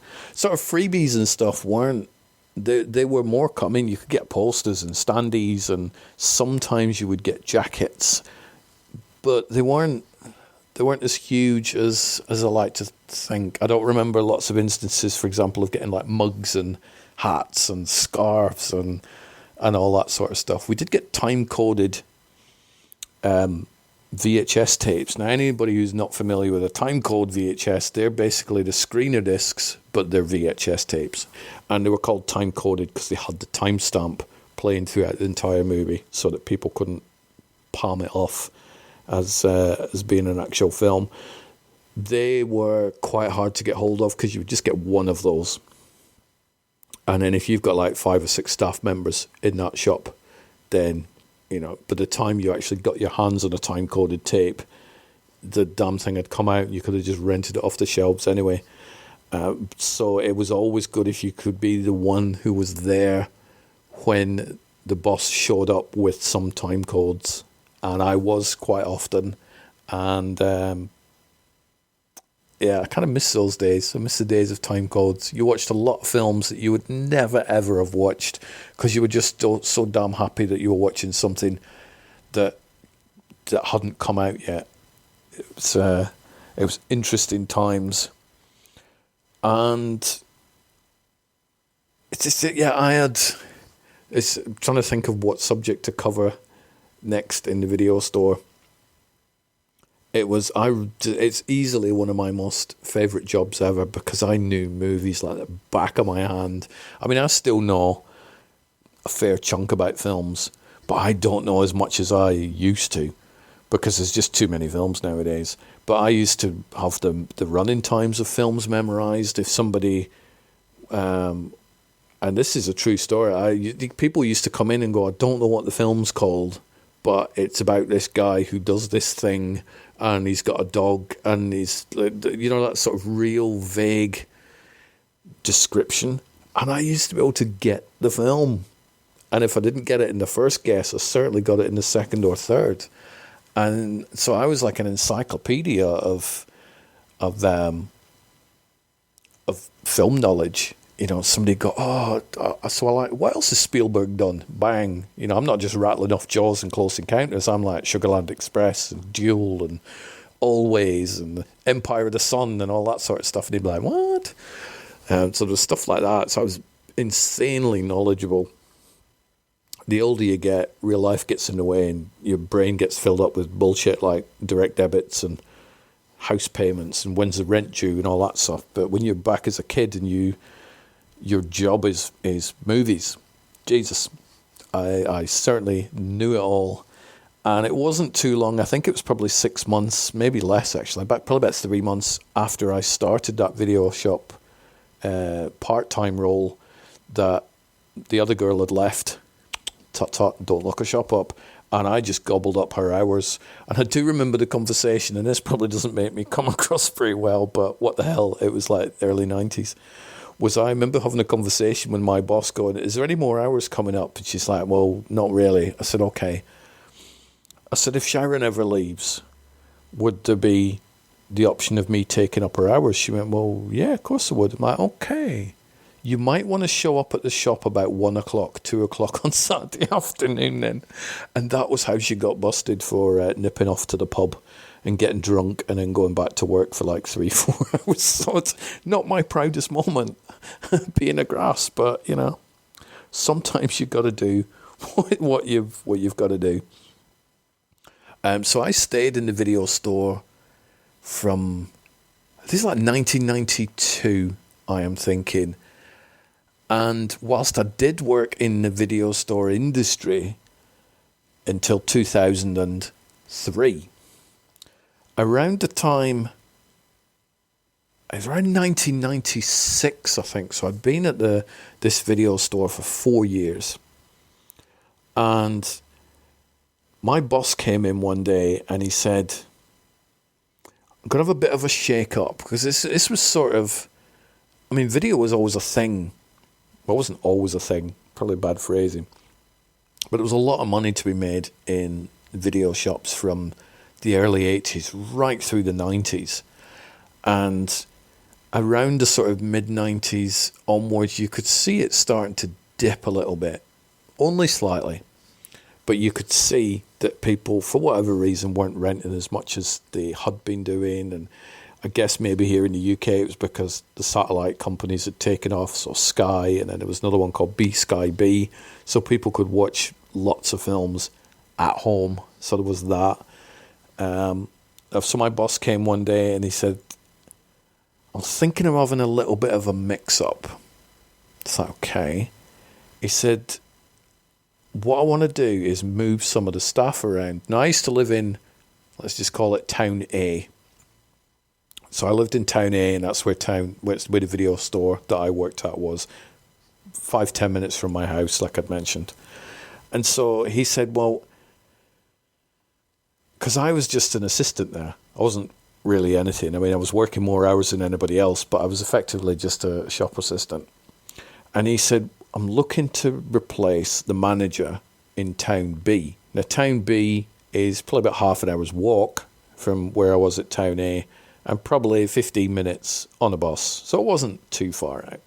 He said, I'm looking to replace the manager in Town B's video store, part of the same chain. How would you feel about being the manager of the Town B store? And then what we're going to do is take the manager from Town B and put him up here, just to mix it up, and because everybody's a bit too familiar with all the cost, all that sort of stuff. It's nice to have a bit of a change of scenery. Now, I got really excited because I'm like, oh my God, I'm going to not just be a shop assistant. I'm going to be a manager of a video store. This is all in my internal monologue. And I'm like, so I would be the manager of the video store? And he's like, yeah, you would. Well, does that interest you? And I'm like, oh God, yeah, that definitely, yeah. When would you be looking to start do this? He said, well, next couple of weeks or whatever the time period was. I'm like, oh, definitely, I'm up for that. And so, around sometime in 1996, I was very excited. I was moving from this illustrious video store that made just short of $2,000 a week or whatever, and that was good money for a single store. Down to this other video store. It was a little bit of a smaller store, but I would be the manager. I would be the Angela of this video store. So what I would say goes, and I would have so much more control, and then new movies, and everything would be amazing, wouldn't it? Yes. No. Because what I soon learned when I started that role is that I was fucked. And you'll get more of that in a future episode. So I hope you enjoyed this rambling of the video store episodes. If you want to listen to all of these again, go for episodes 707, 708, and this one, 705.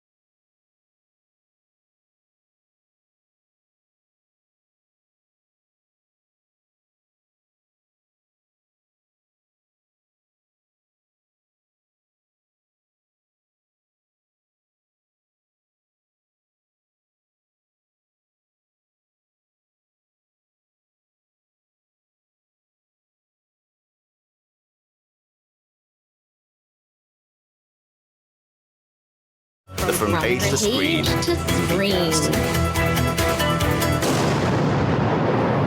Good afternoon. It is the 26th of February 2024, and in this very strange, weird year of From Page to Screen podcasts, I am back with a solo effort once again, episode 717. Where do I start? Well, I'm going to take you guys and girls back to 1996. Obviously, when a lot of you hadn't even been born yet.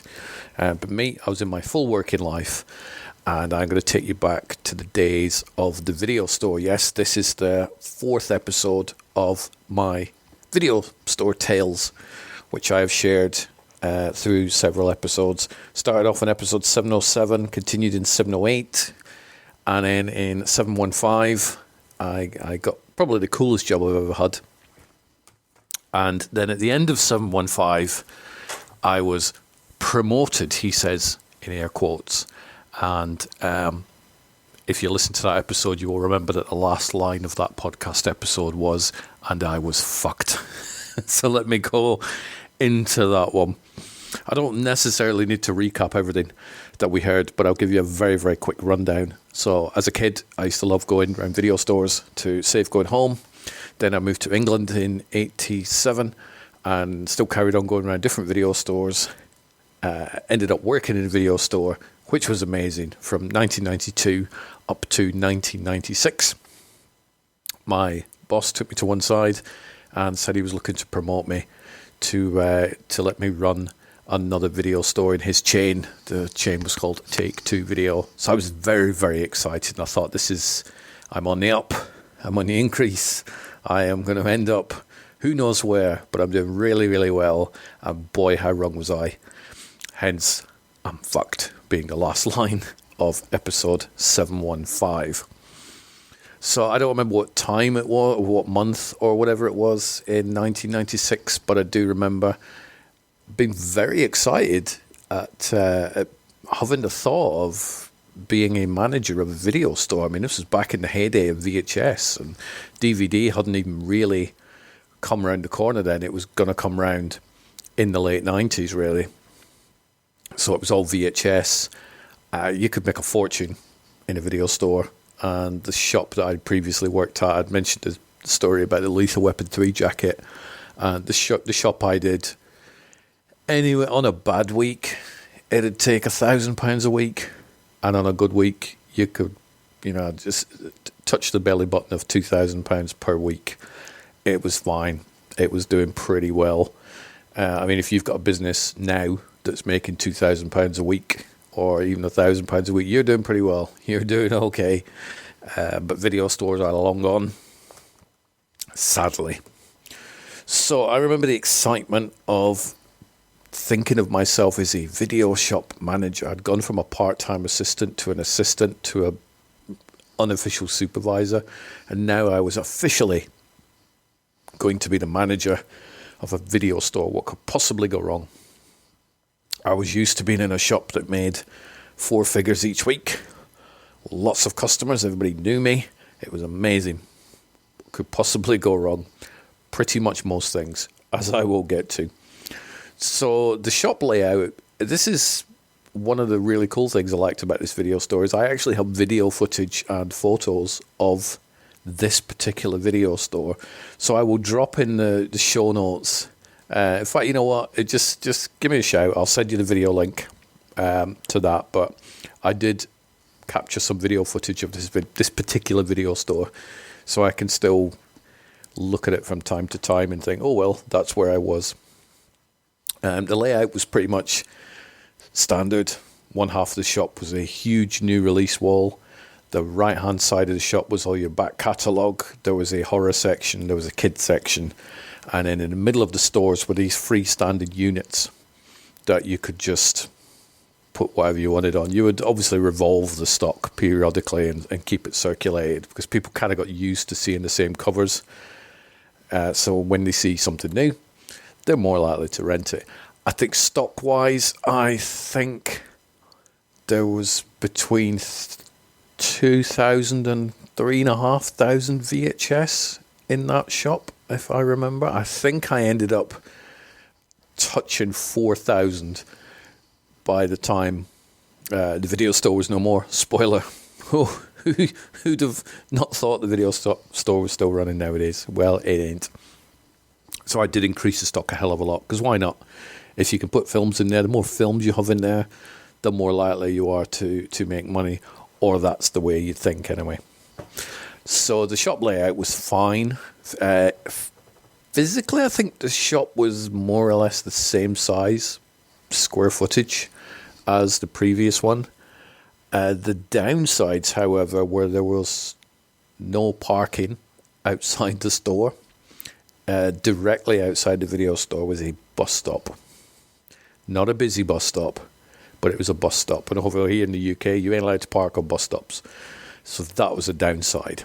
The other downside was the shop itself was not on a main street, so people generally wouldn't walk past the shop and go, oh, look, it's a video store. They'll call it and join and rent lots of films. Whereas the previous video store it was on the main sort of shopping street of the town. This one wasn't, so that was a bit of a downer. It took me, I think, like a couple of days, or it was on the second day when I realised, oh, hang on a minute, I think I might have been stitched up here and done over like a kipper. Because day one, obviously you're stupidly excited. You're like, let me clean the counter and let me just move some video boxes around, and let me just, do you know what, I can move this Star Trek Undiscovered Country box up one level, and you sort of get used to your freedom, because I knew that I wasn't going to have a supervisor boss breathing down my neck going, who's moved some films? And yes, that did happen in the previous one. She wasn't like Rain Man or anything, but she, if you move some titles around, she would be like, hang on a minute. So I used to sneakily move them around and hopefully get away with it, or blame it on somebody else. But in this video store that I was now working in back in 96, I could pretty much just move whatever, wherever, and I often did. There was a lot of weird psychology to video stores. You know, you don't want to put a box too high up, especially if it's a family-related one. You'd put it lower down, so the kids were obviously lower height, so they could see it and go, Mom, Dad, rent this one. But you didn't want to put them too low down that the parents couldn't see them and go, oh, kiddie winks, I'm going to get this one for you. So there was all that. The positioning of certain films was a thing. So it's like a fine art. But I could do what I want. I could move stuff everywhere. Didn't really have control over pricing because that was obviously set by my boss. What I did have control over is price reductions. And normally you'd think price reductions are a good thing. Not always, not in the case of video stores. Because what I found was, and the best example ever was Ghost, the Patrick Swayze, Demi Moore, Whoopi Goldberg starring Ghost. Now that is probably one of the most profitable VHS tapes that the video store had. We started off with a whole bunch of copies way before I started working there, and then we whittled it down because after 3-4 years of Ghost being out, you don't need 5 copies of that. You need 1 or 2. 2's ideal because if one breaks, you've still got one. And what would happen in video stores is after a film had been out a certain amount of time, you would drop it from the £2.50 down to £2, and then usually it would go onto the different walls. So it would go onto the not new release wall, it would go onto the back catalogue one. And so I'd noticed that when I dropped Ghost to £2, nobody rented it. So I do remember on a couple of occasions putting films like that back up and making them more expensive, so you just bury it in the new release section, you know, somewhere further down the shelf for the full price, and it would rent more. Makes no sense. It's the same film, but people had this weird belief that if a film was cheap, i.e. £1.50 or £1, that it's terrible or it's old. I don't want to watch an old film. Why would I not watch an old film? I need to watch new films. It's this crazy, weird mentality that nowadays has just spawned well out of control, where people look at box offices and try and judge a quality of a film by a box office. So that's kind of weird. But Ghost remained on the new release price for years and years, and it made a fortune. So did Pacific Heights, so did Misery, so did Leon, so did The Shawshank Redemption. So all these sort of quality films would always remain at the full price. Nobody ever complained. People still happily rented them. So yeah, on the second day of working in that video store, I realised, oh, hang on a minute. Where's the customers at? Why is there very few customers? And there were very, very few customers. Because of the lack of parking, because of the fact that it was a main street. The town that the video store was in was a smaller town than the previous one. And also in the same town, there was the dreaded Blockbuster Video. And as we all know, people just go to the brand name stores, which was in the main centre of town. So yeah, there's that. It's like, oh shit, hang on a minute, why is it quiet? The thing is with a shop, if it's quiet, there's only a few things you can do to make it busier. And there ain't many. Obviously, always make sure you're open. Always a good thing. Make sure that your window display is current, but not too busy that there's no daylight being let in your shop, or that people can't see that the shop's open. The lighting wasn't great in the video store. So there's that. You can't drag people into a video store and go, hey, rent a film, rent a movie. Also, there's weather. The weather sucks when you're a video store. When you work in a video store and the sun's out, your shop's quiet, but you don't give a shit because you're still going to get paid anyway. And you can just sit outside the front of the video store, eating ice lollies, drinking cold drinks, and enjoying the sun. It's pure bliss. However, when you're in charge of a video store, and this does get worse later, post 1999, you're hoping that it rains, but not rains too much, because you don't want it to rain too much, or people aren't going to come out. But you want it to rain enough that they go, I'm not going to sit in a beer garden. So many damn factors. But I realized in day 2, when I looked at the takings for these past couple of days, thinking, hang on a minute, I think that I've been stitched up by the person who was the manager of this and who is now the manager of the video store that was making between £1,500 and £2,000 a week. But there was nothing I could do about it because it's all done. The decision was in my boss's hands. Oh crap, how could I get the takings up? But there's 2 problems with a video store, and probably any business, I guess. It's if you haven't got the customers coming in, how do you get them to come in?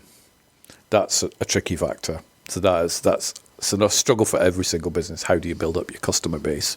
Nowadays, obviously, in this world of online advertising and social media, there's lots of different avenues that you can use. But back in the day, before the internet really took off, there's not a lot you can do.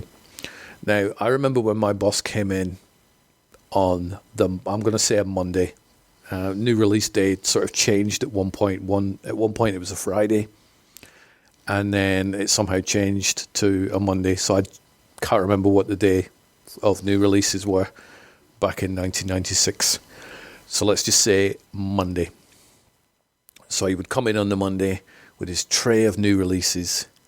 And I remember that first week, and I looked, and I can't remember what film title it was. So I'm just going to pick Terminator 2, right, which I know had been out a few years previous, so it wasn't that, but I can't remember what film title it was. But in the previous store, we would have got like 25 copies of Terminator 2, and it'd be amazing, because you'd be like, yes! He walked in, I got like 2 copies of Terminator 2. It's like, Jesus. Now, 2 copies of a new release, a big new release, that is going to make you a maximum of £5 a day. Right, so you do the calculations over a week. If both of those copies are out every single day for a full week, ooh, you are not making a fortune whatsoever. Oh, yeah, really making like £35 a week off your new release stock. And you don't have to be a mathematician to realise that that is not good for a business. Now, also what I noticed was that where, and I'm making these film titles up again because I can't be bothered seeing what came out in 1996. So say we've got 25 copies of Terminator 2, we'd get like 10 copies of Silence of the Lambs, 5 copies of Pacific Heights.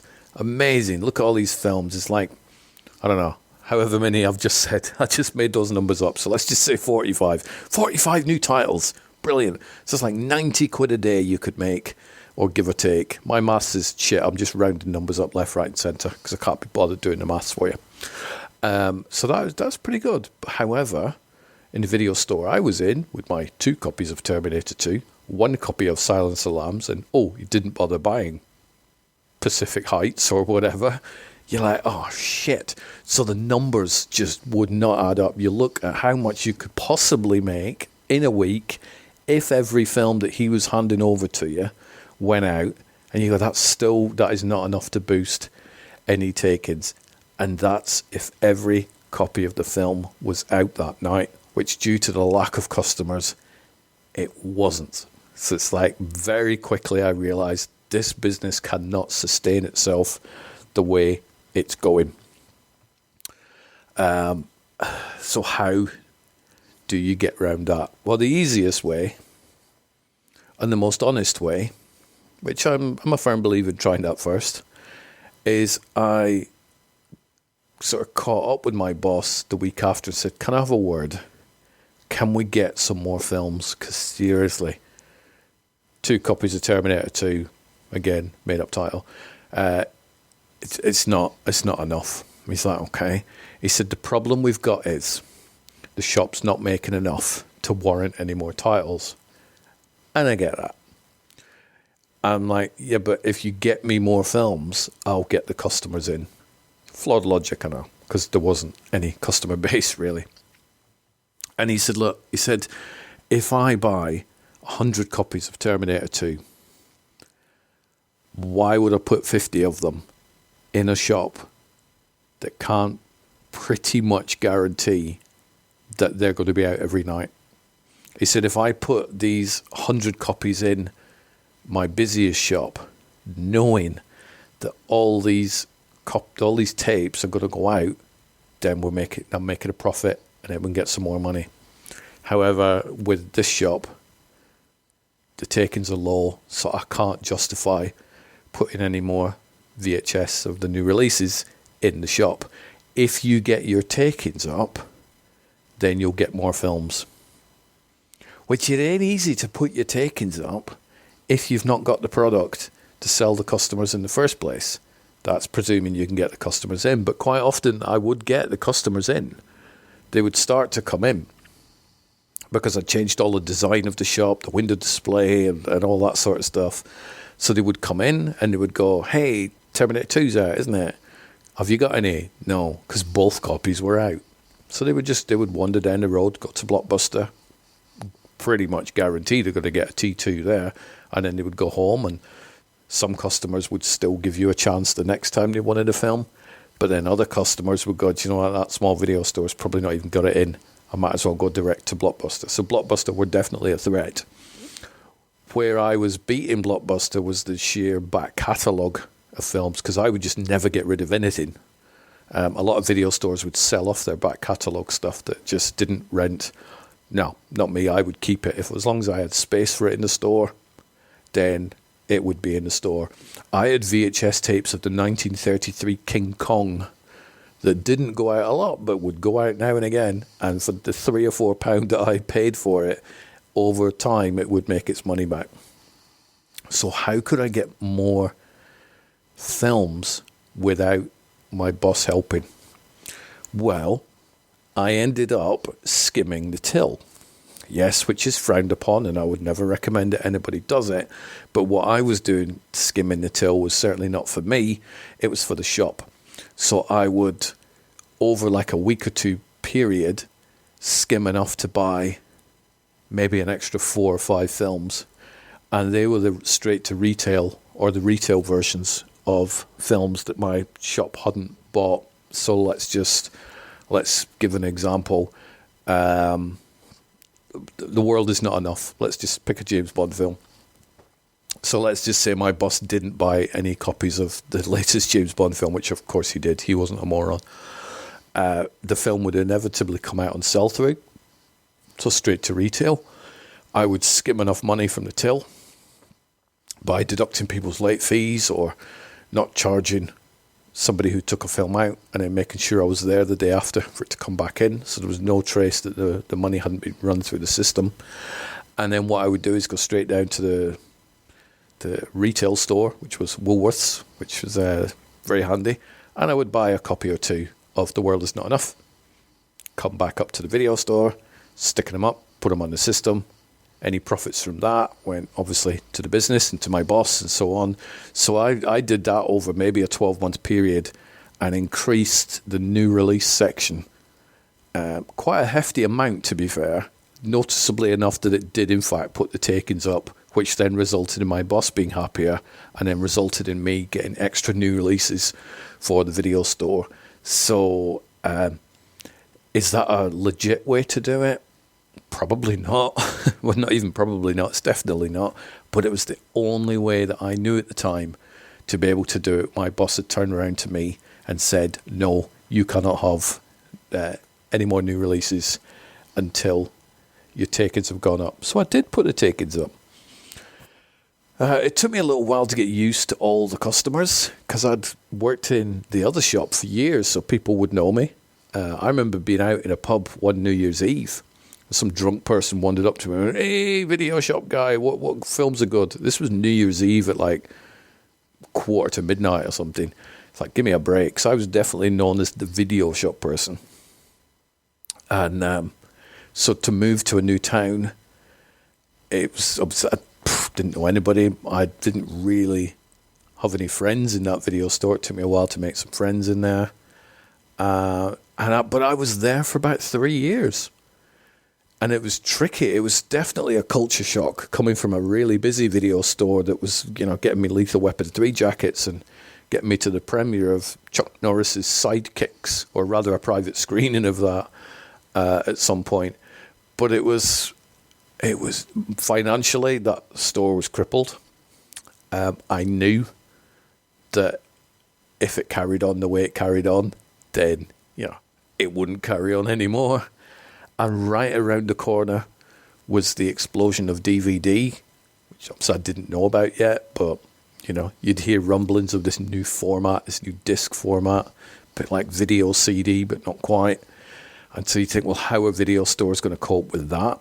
Because here we are with thousands of VHS tapes. So there was that. And then one day I got a visit from my boss, who showed up on the Monday. And then he, actually, no, there's a few more stories. So before I get to the boss one, so I'm going to jump back a little bit. So because I was pretty much given the run of this video store for two reasons. One, I think my boss trusted me. And two, he didn't give a shit because the store was, not financially viable, or not financially viable enough to warrant his full attention. I started in that video store. I'd gone back. If you listen to the previous episodes, I make a mention of not being able to sit down in a video store and just watch films all day, which is what a lot of people's conception of a video store is. You just sit and watch movies all day. And I'd mentioned that I wasn't able to do that because you have to clean videos, and I still did all that. But I often sat down in this video store and watched films all day. There are days, and I am not kidding, not exaggerating, there are days, not lots of them, but enough, when the only person to walk through the video shop door was me in the morning, and then me the opposite way, especially during summer months. It was dead. I remember some days when the take-ins there wouldn't be any because we had no customers. It was like zero. I was still being paid, but that there's only so many days that happens until your boss turns around and he's like, yeah, I'm just going to kill this store. So I figured at some point that was probably going to happen, but these were during summer months. We're not used to having summers here in the UK, so when we do have them, everybody loses their minds and just sits and bakes themselves all day. But I remember one day I was sitting in the store and a woman walked through the door, official looking, and she's like, hi, I'm so-and-so. I can't remember what her name was. And she was a BBC TV location scout. So she's like, we're looking to film some scenes for a popular TV show, and we'd like to use your video store. And bearing in mind, it wasn't my video store. So I'm like, BBC? Television? That's amazing. So I'm geeking out a little bit on the inside. And she gives me a business card, and she said, do you own the video store? I went, well, I don't own it, but I do manage it. Made myself a little bit more important than, in fact, I was. And she's like, that is amazing. Can you put me in touch with your boss, and then we'll have a chat? So I'm like, all right. So she said we'd need it for a day, and we'd have all the camera crew and all this sort of stuff. So I'm like, okay, that's fine. So she toddled off, and in her brain, she'd scored a goal, and she'd found her location. So I phoned my boss up and said, okay, there's somebody I know who is a BBC location manager and who is looking for a shop to film in that they'll pay for. Do you want me to try and arrange it so that she could use your video store? Because it'd be a good way to get some extra money in. Be on a Tuesday, so it's quiet anyway. And he's like, that'd be amazing. I'm like, well, leave it with me. Not a problem. unbeknown to him, I'd already told this woman, yeah, it's not a problem and it was fine. I said, well, I'll have a word and I'll get her to phone you up. He's like, oh, it's amazing. Brilliant. Thank you. So he did. And they obviously got on quite well because one Tuesday in whatever month it was, the BBC showed up at my video store and filmed in it. And I do still have it. It's on BritBox. It's a program called Hetty Wainthropp Investigates. The episode is, I believe it's called When Time Flies. And the scenes in the video store are, in fact, in my video store. You can see a nice little Star Wars poster at the back. And I even printed out one of my very first screenplays that I wrote years ago called Run. Printed it out, put it in a nice blue binder, and put it on a shelf in the back. So when you're watching this on BritBox, you will see a blue folder that has my screen in it. So, by the way, I've now written a screenplay that is on BritBox. Fuck off. I'm a genius. I'm a very famous scriptwriter. Haha. And it's still there to this day. The episode, not the shop. So I had that. So I scored a few little wins. And then one day my boss came to me in early 1999. And he said, oh, I've been having a think with the video store. I think I may be closing it down. See, a little bit of dramatic pause there. Just thought I'd throw that in for sheer drama in case there wasn't any in this episode anyway. So my brain's going, oh, crap. What's next? It's now 1999. I started working in a video store in 1992, so 7 years that I've given this, and I don't have a lane to pull off into to carry on journeying down my life. I'm thinking, this is it. I'm not really qualified to do anything else. Shit. He said, there is another idea though, another option. He said, how do you feel about buying the video shop from me? Now, this is a bit like Back to the Future 2 and 3, and I will explain why. So bearing in mind that I was just a shop worker, so I didn't have a huge bank account, certainly had no credit, so I didn't go, oh, I'd love to buy a video store. Let me just reach into my magic wallet and pull out a big fat wad of cash for you. So didn't have that option. And the reason I mentioned Back to the Future 2 and 3 is I remember after watching Back to the Future 2 in the cinema and the DeLorean disappears and then the Marty gets a note delivered going, hey, it's Doc, I'm in 1885. And then the film finishes. It drove me flipping nuts for months going, how can Marty get back to 1885? I can't work out how to solve that problem. And it drove me flipping mental until I saw the film. So how can I buy a video store with no money and without having access to money?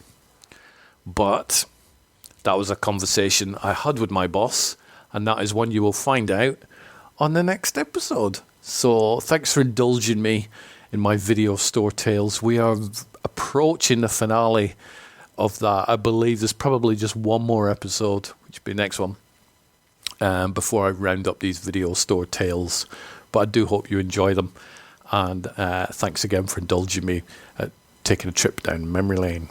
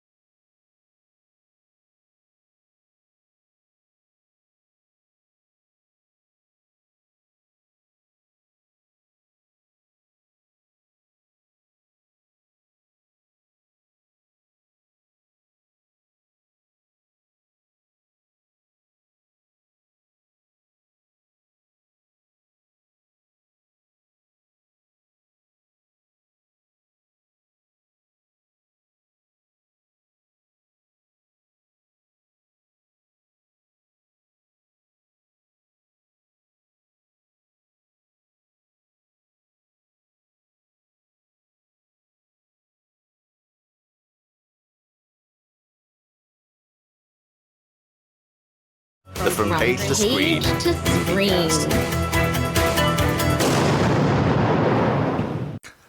Welcome to another episode of the From Page to Screen movie podcast. Solo effort here, and it will become pretty evident why it's a solo effort in a second. This is a series of episodes that I started back in episode 707, so quite a few weeks back. It is the Tales of the Video Store. Now, this is the final episode, as far as I know, of the Tales of the Video Store, unless anybody has any questions, in which case I can do a Ask Me Anything About Video Stores episode in the future. So what I am going to do is, this will be the final chapter of my experience with video stores, and it'll be the 5th episode that I've recorded in the little limited series thing. What I may do at some point in the near future, and it's probably going to be a less of a gap than it was from the last video store one, is take the previous 4 episodes, edit them all together, put them out as a, hey, here's the long video store episode. So for those of you who don't want to go back and listen to episodes 707, 708, 715, 717, and all of this one, you can wait a little bit, and I'll put out the long one.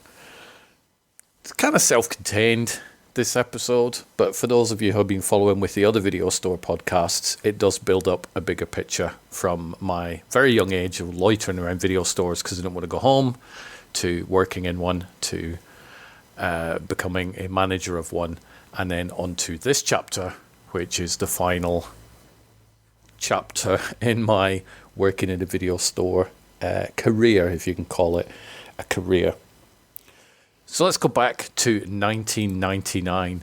1999, the year of Phantom Menace, the year of Stanley Kubrick's fine, weird final film, Eyes Wide Shut. We had Sofia Coppola with The Virgin Suicides, Magnolia, Cruel Intentions, Deep Blue Sea, The Blair Witch Project, Green Mile, Go, The Insider, Stigmata, 10 Things I Hate About You, The Sixth Sense, Any Given Sunday, James Bond came back, and The World Is Not Enough, and we had Notting Hill. Those are just a few films that came out in the glorious year that is 1999. Now, my life in 1999 was fine. I was managing the little video store that was pretty much on its arse, to be honest. I'd been pulling every little scam possible to try and get more films out of my bosses.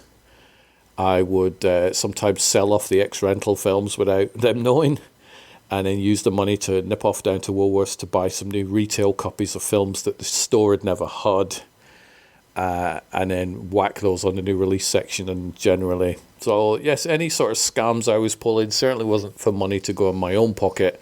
It was to try and get this shop busier and generating more money so that I could get more films. I don't like failing at things. Don't get me wrong, I failed at many things in my life, and I'm sure I'll fail at many. I wish I was standing next to a podium. I failed at many things. I'm sure I will fail at many more. But I didn't really want to fail at running a video store, because I love movies. I love the fact that people would come in and they would talk to me about movies and so on. So I really did work my butt off to try and make that store a success. And that's not to say it wasn't a success. It was in far better shape in 1999 than it was in 1996. And we will get onto that in this chapter. So one day, my boss...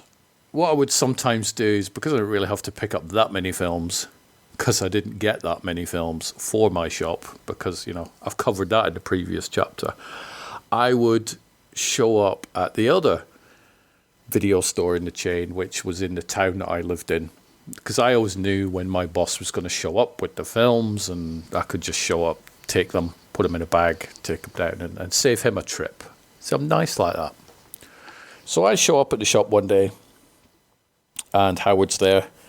How's things? Blah, blah, blah. Chitty chat. Oh, I'll give you a lift down to the shop if you want. I'm thinking, well, that's kind of weird because I'm here to pick the films up. Oh, whatever. Don't worry. This doesn't have a creepy end in this story. He's not a stranger. He didn't offer me sweets. So he gave me a lift down to the shop, and I'm already, my spider sense is going off. Anybody who knows me knows I have amazing spider sense. And so I get to the video store, and I'm thinking, why does he give me a lift when he didn't need to? This is out of his way. So he said, oh, we've been having a discussion about the video stores, and, obviously you know that some of them aren't doing well, and blah, blah, blah, that whole spiel that we've all heard a million times from bosses. And he basically blurts out that there's two choices. We've come up with two choices. And I'm not included in that we, by the way, not yet anyway. Got two choices. We're either going to close the video store.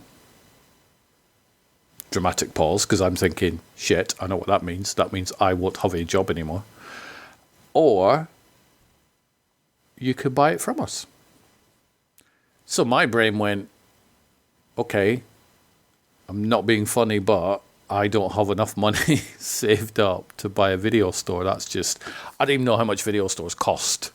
I mean, if I say to you, I'll sell you a video store, in your brain, do you know how much it costs? No, you don't. Firstly, because video stores don't really exist anymore, but you get my point. You don't know how much, especially when you're just like a staff member. So I said, well, I don't have enough money to buy a video store. Obviously, you know what you pay me, and it isn't enough to go, I'll buy your shop from you. I have no collateral whatsoever, so I can't go to a bank and go, hey, I'd buy a video store. How much of an idiot would I have been at the turn of the century to go, hey, bank, sign me up for a really big loan because I want to invest in a video store. Jesus, I'm glad that didn't work out. So he said, don't worry about it. We'll see what we can work out. But is it something you're interested in? Of course it's something I was interested in. There's two choices. I can either A, buy the video store somehow and still be my own boss and still work in the same place that I'm working in and life won't be too much different. Or B, say no thanks and then be out of a job and not know what the hell I was going to do. Because there was that. I'd been working in a video store since 1992. This is like 7 years. 7 years just standing behind a counter going, can I take your membership number, please? That's £2.50, please. Why the hell can't you rewind the goddamn videotape? It's not that difficult, please. It is a skill, but it's not really a transferable skill. So I was thinking, I genuinely don't know what the hell I would do next. So he said, well, I'll give you like a week or so to think about it. Just let me know. Okay. It took me probably about 15 minutes to go, actually, yes, I would quite like to buy a video store, providing the financial terms, are doable. Because you know how much a shop makes, i.e. not a lot. So we sat down. We didn't really sat down. I'm guessing it was some emails or some phone conversations or a standy-uppy meeting sort of thing. But, just to put a bit of drama on it, we had a sit-down meeting with sandwiches and coffee and champagne and fancy gold pens. We didn't really, but we could have done. In the movie that I make of my life, we'll be in a big boardroom and there'll be lawyers there to sort all the paperwork out. But we didn't. I sort of said, yep, if we can work out how and it's workable, of course I'd love to. What would I get for it? So basically the terms, I say basically a lot, I really need to stop doing that shit. So he'd cut, I'm trying to not use the word basically. So the financial terms of me buying a video store, and this is in 1999, the early part of 1999, I'm guessing maybe February-ish. I don't know, but it's definitely the early part. It's before Phantom Menace. So, let's go for that. I would pay for the total of 60 weeks, £60 every single week. So you can work that out. It's obviously like just over 3,500, isn't it? I could not miss a payment. It has to, and it would be written in a contract that I would pay £60 every single week for £60 a week for 60 weeks. For that, I would get the computer system, which, trust me, it's archaic. I'm a little bit convinced it was a green screen monitor, because I do remember swapping the monitor out for an fancy colour one. To be honest, I ended up swapping the whole computer for one of my own, but we'll get to that. I would get all the stock in the video store, which is probably about 3,000 VHS. There is no DVD at this time. DVD is something that I put in the shop. We'll get to that as well. I would get all the fixtures and fittings, so all the plastic, knackered, crappy shelves. I could take up the rental of the TV and the VCR, which was rented from a shop down the road for probably about £25 a month. We'll get to that as well. I would take up the contract with the window cleaner, who would clean the windows once every week for £2.50. And I would obviously get all the customer base and the software. Now, let's think about the computer software. I'm going to start the computer software first. This software was dated. This was the same software that they'd been using since I started working in the video store in 1992, and it was green screen then. So it was very old software. You did have to pay a license each year. Don't know if my shop did. I didn't. So around 1999, obviously the Millennium Bug chip was starting to come in.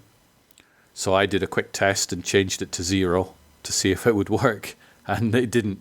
So it's like, do I really want to pay like £200-300 a year? Yes, that's how much it costs to license this software out. Or should I just like backdate it to say it was 1995 and just kind of work it that way? I think I did it that way to save bills. So we signed the contract. It was basically a contract to say I own this specific store. I could use the name for a given period of time, but at some point I would need to change the name. I never did get a new sign because signs were fucking expensive, so I never did that. But when I did answer the phone, I did sort of say hi, the video shop, so, I got away with it that way. I think I changed the address in the phone book as well, so it came up with my name. So we signed it. The best 2 bits of advice that he gave me before he sort of left, and then I, didn't really have any more dealings with him, other than obviously getting him the £60 a week for the next 60 weeks, which I will say I'd never missed a payment on that one, was just remember the money in the cash register is not your money, it is the business's money. And that's true. You don't look in the till and go, wow, there's £50 in there, I'm going to go have a takeaway. That is the business's money, and that will sort of stop you from keep dipping into that money and stealing it for yourself. The other bit of advice he gave me, which is true, and it's the bit of advice that I will give anybody who's starting up a business of their own. The first 12 months are a nightmare. The first 12 months you will at least, I don't know how many times, a lot, go, is this worth it? Do I want to carry on? Shoot me now in the back of the head, please. And it certainly was for me, because every single week I had £60 coming out of the till going to my ex-boss. And that doesn't sound like a lot. You might go, well, I'm sure your shop made that. Kind of did, but £60 every single week, that would have bought me 2 extra VHS tapes, which I could then have rented out £2.50 every night and made money that went back into my till. The £60 a week never went back into my pocket. It went straight out. Yes, of course, there is an argument to say without me paying this £60 a week, I wouldn't have a shop, and I get that. But the £60 a week, it did make a hell of a difference. The window cleaner wise, he would come around every week, £2.50 to clean the windows. I cut him down to once every 2 weeks. It's only a saving of, £5 a month, but that's £5 a month saving. The next thing I did was get rid of the staff member that I had. I had one staff member who would be working there a few nights a week. I got rid of her, made redundant, or rather I got my boss to make her redundant because it wasn't my place to. It was my boss's, because he still owned the shop when he made her redundant. Because it was extra money that obviously I would have to pay out for her. It would be things like holiday pay, and all the paperwork that goes with having an employee. I wouldn't have even known where to start with having an employee. I knew that me working there, I wasn't going to be taking a salary. I would be at the shop most of the time, and to be honest, I was at the shop most of the time. It opened at 10 in the morning, closed at 10 at night. At some point during the time that I owned it, I think I ended up changing it from 10 till 10 to 12 till 10, just because virtually nobody came in the morning, certainly in the weekdays. I would still go down, I think, at 10 o'clock in the morning on a Saturday. But weekdays, forget it, I opened at 12 because I needed some sleep. The longest stint I did in the shop was 128 days in a row. That's 7 days a week, 10 hours a day. And I didn't live in the same town that the video store was in. So I was exhausted, so to speak. And then I did periodically get some friends of mine going, do you fancy doing a shift at the shop? And I'd just chuck them some cash in hand or whatever just to look after the shop. A, they did it 'cause a little bit of extra money for them. B, they did it as a favour to me because they knew that I was literally running myself into the ground. So the video store was mine. Exciting times, isn't it? Well, it is. It's also kind of scary times, because when you work for somebody, there's always somebody above you that you can go, hey, I got a big problem here. Can you help sort that out? When you work for yourself, there is no, you are the big person. You're like, yeah, got a problem. I need to sort that out. Okay.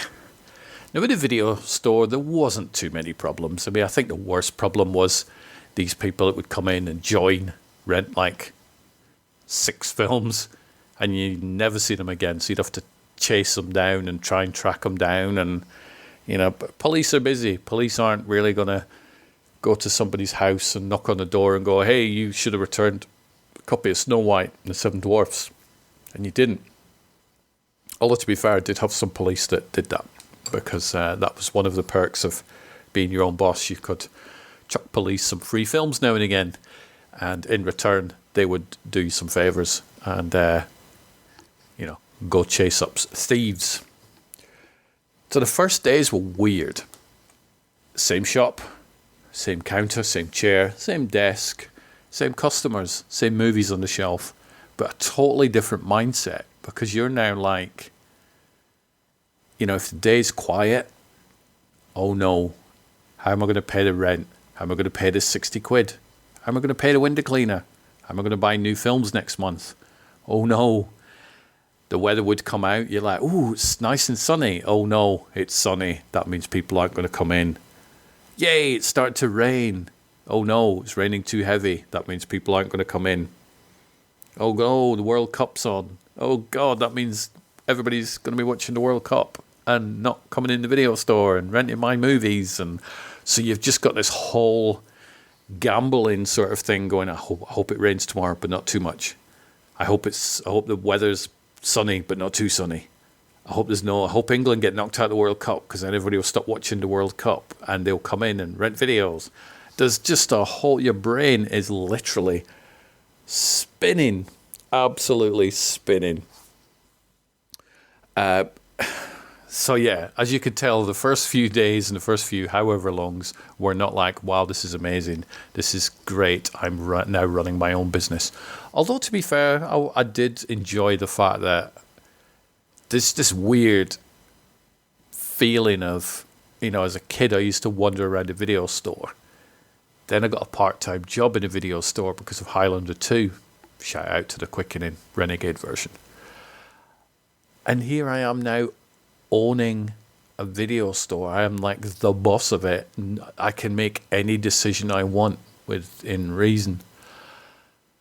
It's very, very strange. But there were amazing aspects to it. And one of the favorite ones of mine was that within this video store space, I could now do anything. I wanted to move shelves around, I could do. If I wanted to just move entire new release sections over to the other side, if I wanted to make a classic movie section, if I wanted to just increase the adult movie section, I could.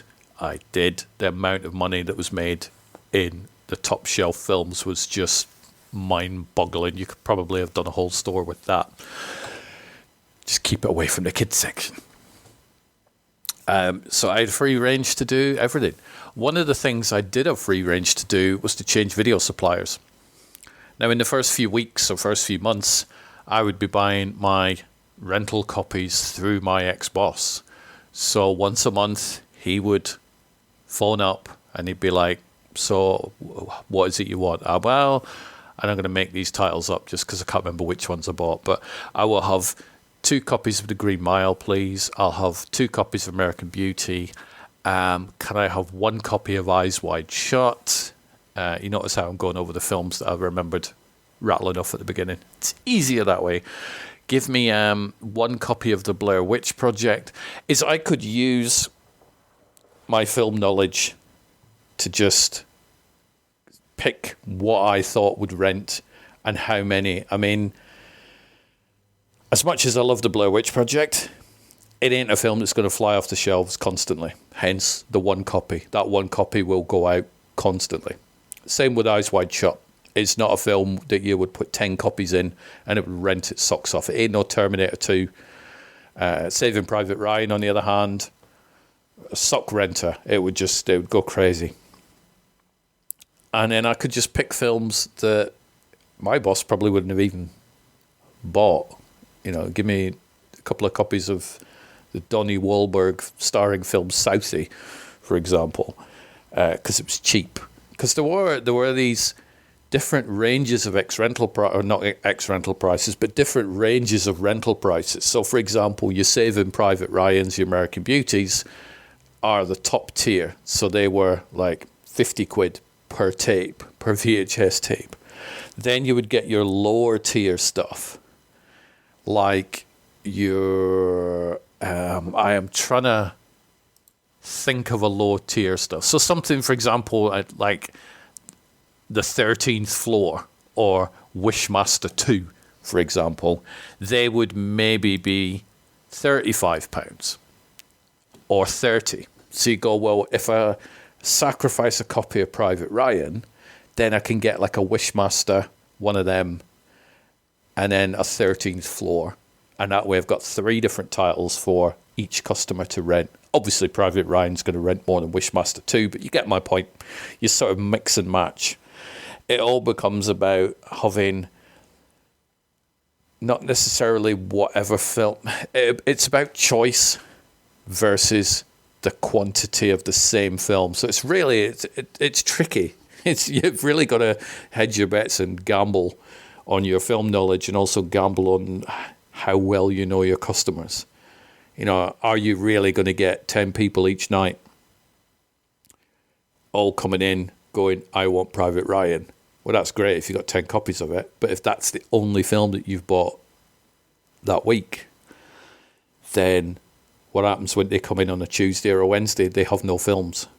But if you buy 9 copies or 8 copies of Private Ryan and then you get a copy of The 13th Floor and a copy of Wishmaster 2, then that's enough films to keep your customers happy for 3 days, if they're the sort of customers that would watch all those films. So it's not an easy thing to judge. I misjudged when I bought a copy of Gus Van Sant's Cycle. I thought I will buy 1 copy of that because it's not going to fly off the shelves. That single copy didn't even fly off the shelves. It was a huge loss leader. Well, not even a loss leader. It was a huge loss for that one. So I learned my lesson on that one. Don't buy Gus Van Sant remakes of Psycho movies. So I was approached one day through the store by a video rep from a company called Major Distribution. And they were a wholesaler that would supply video stores with the rental copies. Now, their prices were less than what I was paying. So, for example, I'd mentioned, for example, like a Private Ryan or a Green Mile or whatever would cost £50. From them, I would probably get it for 30, 35. And then for a copy of like the 13th Floor, which I mentioned was £35, I'd probably get that for like 28.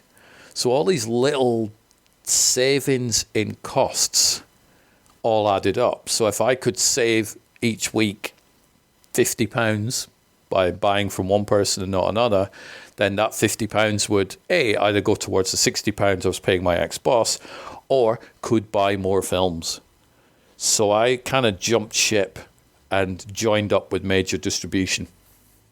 And they were a great company. There was a very big rivalry between two major distributors or wholesalers. One of them was Major Distribution, and the other one was called Changeover. Now, these two wholesalers pretty much hated each other. One was the big one, which was Changeover, and they were kind of getting a bit annoyed at Major Distribution because they were the small ones, but they were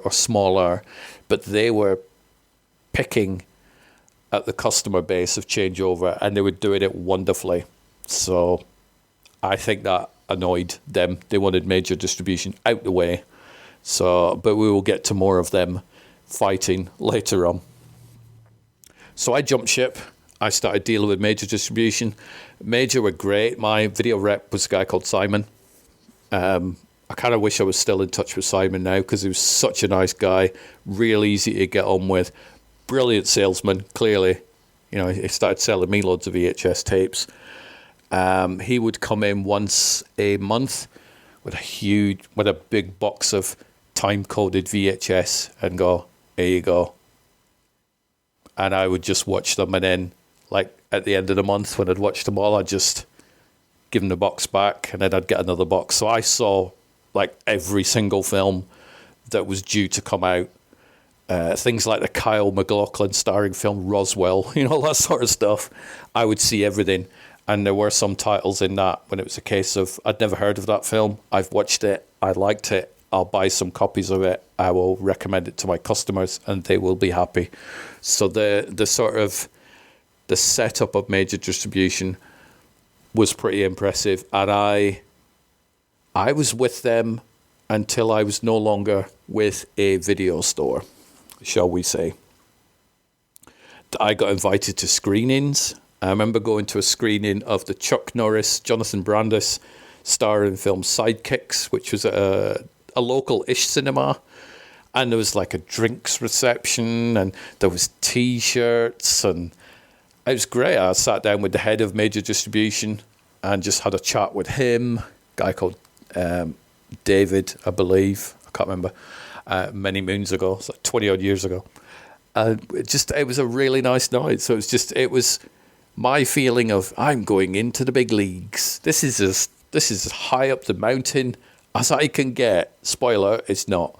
So I had, Major Distribution were really good. Saved me a lot of money, and also enabled me to put a lot more content into the shop. They're also really good with posters. When Simon would show up with the new films, he would just come in with a mountain of movie posters. I really wish I'd have kept a lot of them over the years. Oh my God. I would A, make a fortune selling those things, but B, I would love to decorate my house with movie posters. And so he would just come in with a mountain of those cardboard stand-ups. I would spend pretty much a whole day each week just redecorating the window with a staple gun and tons of posters. So it was fun times. Did the shop go stupidly busy money-wise when I took over it? No, it didn't. It did improve over time, but it didn't buy me a mansion. And that's fine, because we were thinking early 2000s. There is a new format entering the market. There is faster internet entering the market. And so these things were about to take a huge chomp out of the VHS world. DVD. Yes, I'm old enough that I remember life before DVD. I'm old enough I remember life before VHS. So, just saying. So DVD was something that I'd heard about it because, I don't live under a rock. But I'd first seen it when a friend of mine, Everton, went to America. And he came back. At least I think he'd gone to America. Basically, he'd brought back this American DVD of, I think it was Mercury Rising, the Bruce Willis starring film. And so I didn't have a DVD player, didn't have one in the shop, didn't have one at home. The technology was crazy expensive, but Everton had a well-paid job, and so he was able to treat himself to the new toys that were coming out. And DVD was one of them, and a multi-region DVD player it was too. So Everton had recorded the Mercury Rising for me to watch because this was a film that wasn't out here in the UK at that time. And he'd also recorded the full-length commentary by director Harold Becker on the film. And I was fascinated by the fact that I could listen to a director talking all the way through a movie. It's like, oh my God, can you imagine if this was a film that I was interested in, like a Star Wars or a Die Hard or a Blair Witch Project or something? This would be absolutely amazing. I think DVD is fantastic, and everything's a widescreen and the picture's clearer, even on a VHS copy. The picture was clearer, no pan and scan, none of that shite. And so I was kind of into DVD, and then DVD started to reach the shores of the UK. And so video stores now had this decision to make, going, well, do we bring in this new format? Do we embrace it, or do we go away DVD? We've got so much VHS, we don't want to change formats. Of course, if you want to stay on top, you've got to embrace the new technologies, and hopefully you'll end up endorsing Blu-ray and not HD DVD, which kind of died a death. I'm quite glad that my store never invested in HD DVDs because it was kind of gone by then. So the DVD section, I always remember the first DVD that I bought for the store. Now, the weird thing about DVD is, as a video store, you can't have a DVD section that's got like one title in it, really, can you? Here's my DVD section. It's a copy of Joel Schumacher's 8mm. Yes, that was the first DVD I ever bought. So you've got to make a little bit of a section. But if you're a video store that doesn't make an absolute fortune, how do you go out to the store and buy a decent size DVD collection, knowing that at that moment in time, not many of your customers have DVD players because the players are like £300 each? Well, quite simply, you do what I did and you buy like 4 or 5 titles. I remember I had behind the counter, this wasn't even a big enough section that it was like, let's put it on the shop floor. It was behind the counter, stuck to a wall.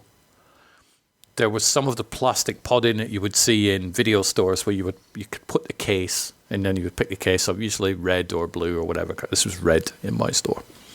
And it was stuck to the door, and there was enough for about a dozen jewel cases. So the films I remember that I had on there on DVD, so this was the very early DVD collection that my store had.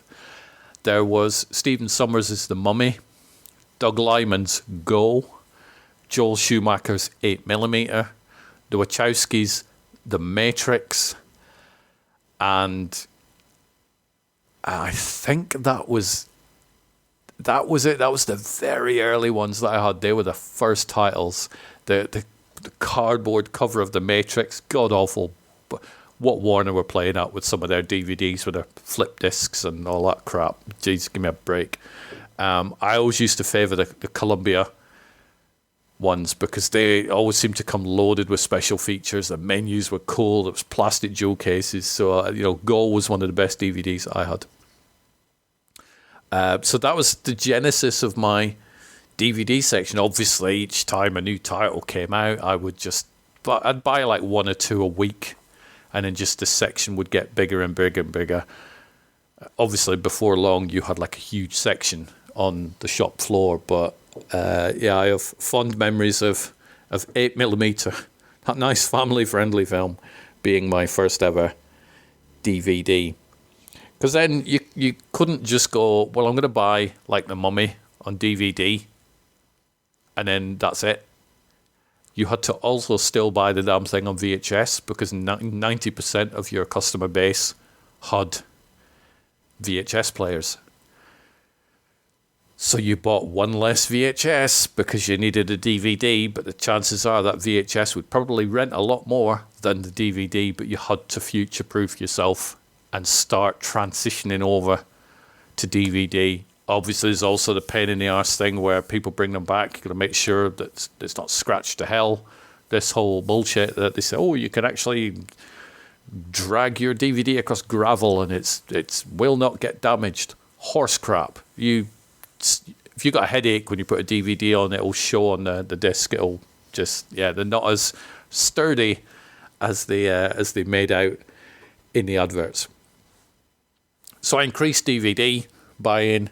I slightly decreased VHS buying, but not enough to damage.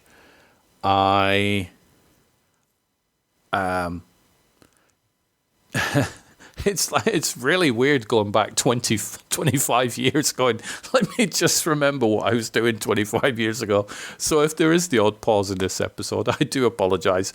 It's just me trying to catch my train of thought. So DVD expanded. I was able to buy some copies through my wholesaler, but generally with DVD, I just went down to Woolworths and bought a copy off the shelf, came back up, sticking it up, bang, it was rental.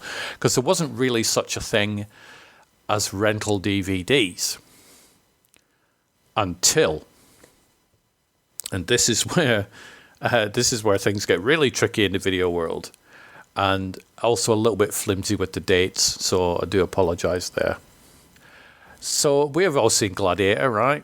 Ridley Scott, Sword and Sandals, second one coming out this year. I don't know why there's a second one coming out, but we'll see. First one was huge. First one was massive. I saw it at the cinema. I was like, this is like the best, most epic, amazing thing ever that I've seen. So generally, when it comes to rental titles, and I'm going to make a date up just because it's easier. So imagine the film comes out of the cinema on the 1st of January, right? 1st of January, cinema release. Generally, that film will not come out on rental till like July-ish. I mean, I'm going back 25 years, so don't tweet me going, bullshit, it's 20 days. It would be like 6-7 months or something. And then the retail version of that film, so you could go in to buy it yourself, would probably be like the following January. So there was a decent amount of time from a cinema to the video store, so the cinemas could make their money and make a profit. Then from the video store to the retail, there would also be a reasonable amount of time so that the video stores could make a profit. Which works. It was a tried and tested method until it wasn't. So Gladiator, let's say that came out, and I know it didn't, but let's say that came out January the 1st at the cinema. Cinemas were like, yay, we got Ridley Scott's great film, Russell Crowe's awesome, and Oliver Reed's final film, and everybody was excited, and the film was amazing. Now, video stores were kind of like, well, when's that coming out? When can we rent it? And so Universal went, well, we released it on the 1st of January, so you can have it in your video stores on the 1st of July. Just like normal. Video stores went, yay, that's good, because cinemas make money, and then we've got from July to January to make loads of money, right? And then Universal went, no, but actually we've had a bit of a think. What do you mean a bit of a think? Well, because our film came out on the 1st of January, and you get it on the 1st of July, we're going to bring it out for Joe Public to buy middle of August. And video stores went, what? Middle of August? That's a lot less time than the January after you've released at cinema. And Universal went, yeah, we know. But that's what we're going to do. So video stores went berserk, going, what the fuck? Because they were expected to pay, we were expected to pay like the £45 or whatever it was per VHS. And then you go, well, we've only got like a month to make that back, to make all these £45 back. And Universal went, yeah, but at least it's not our problem.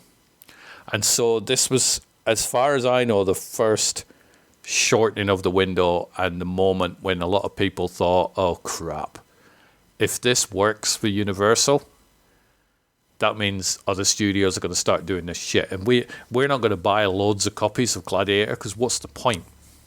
There is no point, because these rental VHS and rental DVDs now, by the way, of Gladiator were bare bones. The film was on it, nothing else. When the film came out in August, obviously my fake August, it would have commentaries, documentaries, it would be a 2-disc set, it would have deleted scenes, also it would have all the bells and whistles. So the moment, and people could buy this for like £15 or whatever it was, they were pretty cheap back then. So video stores knew that come mid-August, their copies were just going to die, because people would just go, do you know what, I really want to watch Gladiator. Why am I spending like £3 to rent it when I can buy it for like 15 and I can keep it and it's got all this extra shit on it and I can just loan it out to all my friends and stuff. So that was a thing. That was a thing that annoyed a lot of video stores. And that was pretty bad. And then it got worse. Because we are talking, I think, 2001. Just let me check when a certain film came out. Yes, 2001. So later on that year, possibly into 2002, just. Warner Brothers, yes, we know that name. They decided they were going to go one better than Universal did at screwing over video stores. And so what Warner Brothers did is they said, well, we've got some films coming out on DVD and VHS, obviously. But VHS was definitely taking a back seat in the early 2000s. VHS was still a thing, but people were transitioning over to DVD because some of the game consoles would play DVDs and player prices were dropping a little bit. And you could get multi-region, so people were starting to import films that were not even out. I remember watching, I think it was Finding Nemo on imported DVD before the film even hit UK cinema. So imported was a thing. So Warner's turned around and went, well, we're going to do one better than Universal. So we've got some films coming out. We've got Training Day. We've got Ocean's 11. And we've got, I'm sure will be a huge blockbuster, The Adventures of Pluto Nash, starring Eddie Murphy. Everybody's going to want to see that because we love Eddie and he's great. Now, what we're going to do is we're going to bring them out. Again, I'm going to use fake dates here. We're going to bring all these films out on the 1st of May. And video stores can rent them. They can buy rental copies for £35 each. And the cover art will be amazing because at the bottom of these it will have rental copy only. And they will be bare bones. So we don't really need any extras because, people don't bother about those, do they?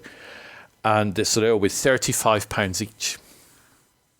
That will be brilliant for us because video stores need the films and we will make lots of money. Now what we're also going to do on May the 1st is we're going to release Training Day, Ocean's 11, and The Adventures of Pluto Nash, which I'm sure will be a $1 billion movie, onto retail DVD with all the extras all the singing, dancing, special features, and people can walk into their local retail shop and buy it for £15. Genius. So we make lots of money because video stores will be paying £35 for their bare bones, and Joe Public can be buying the film in their droves, especially Pluto Nash, and they will pay 15. Now, obviously, video stores got really pissed off at that because they're like, hang on a minute. So you're telling me that Joe Public can walk into a shop and pay £15, and yet we have to pay 35. Warner's went, yep. And the £15 one's got loads of extras on it and stuff, yep. And the £35 one doesn't. Nope. Right, okay. So what we're going to do, because we're video stores, and we're kind of struggling since DVD and the internet is getting faster and people are starting to download shit. Apparently somebody I know, they managed to download an entire album last week. Crazy. Woof. Super fast. So video stores turned around and went, well, that's all right. We won't buy your rental copies, and we'll just go to Woolworths and we'll buy like 2 copies of that one with all the extras on for £30, and then we won't buy yours for 35. What are you going to do about that, Warners? Warners had a plan for that. I think they knew that question was going to get asked. So Warner Brothers turned around and went, well, that's not a problem. We will just prosecute you. Yeah, that's what it is, because it's in those blurb things at the beginning that nobody reads, saying you are not allowed to rent this copy. If you've rented this copy, please phone this number and we'll sort it out. So Warners were trying to tie up video stores and sort of put shackles on them. And I'm sure there were a few video stores that thought, screw you, I'm going to buy them anyway from the shops and rent them. I didn't for quite a while. I was part of a group that basically gave a big FU to Warner Brothers at the time, going, it's fine, just won't stock Warner Brothers movies. And that doesn't mean we get rid of all the Warner Brothers movies that we've previously bought. It just means we're not going to get Training Day, we're not going to get Ocean's 11, and we will deprive the world of watching a rental copy of The Adventures of Pluto Nash.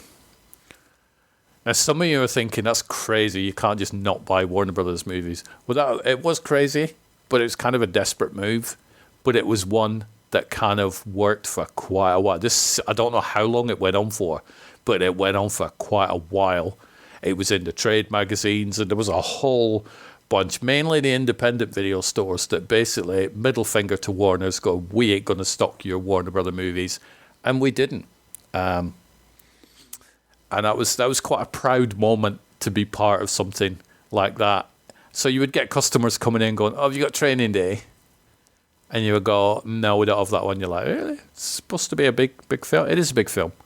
Let me tell you why we're not buying it. And most customers would go, do you know what? I kind of get it. Where it started to fall down is Blockbuster. Because Blockbuster flexed their buying power with Warner Brothers and so on, and managed to start stocking these films for a really cheap price. And so you were then faced with this problem of, can I be nice and moral and go, no, we are not stocking Pluto Nash, blah, blah, blah, blah. And if the customer really wanted to watch the new Eddie Murphy film, which of course they did, the film looks amazing. To this day, I've never seen it. They would just go to Blockbuster and rent it, and then you potentially are going to lose a customer. But the sort of stronghold held for quite a while with the Warner Brothers thing. And obviously the market changed, and a lot of films just started coming out day and date. And after a while, when the whole "we will prosecute you" thing started to die down, I believe some people were actually prosecuted, but don't quote me on that. A lot of stores did start keeping copies of Training Day and Ocean's 11 and stuff under the counter. So if somebody comes in and is like, have you got Ocean's 11? You go, well, I've got my own copy here, which I will rent you out if you want.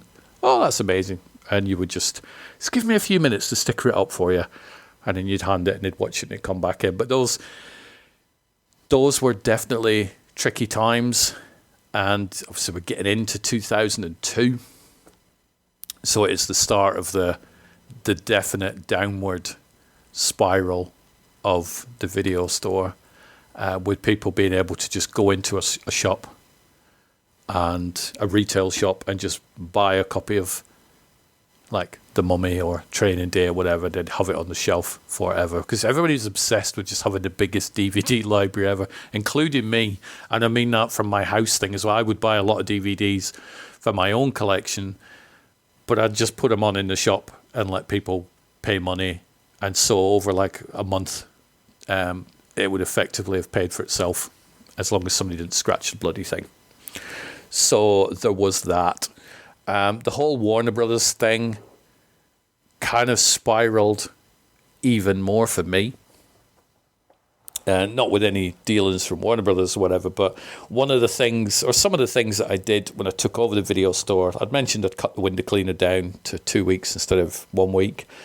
I had gotten rid of the rental contract for the TV and the VCR, and I took a spare VCR that I had at home and a spare TV that I had at home. It was like a 32-inch thing, but that was like big screen at the time, and I put that in the video store, so that saved me like £25-30 a month on that. So I was making savings where possible.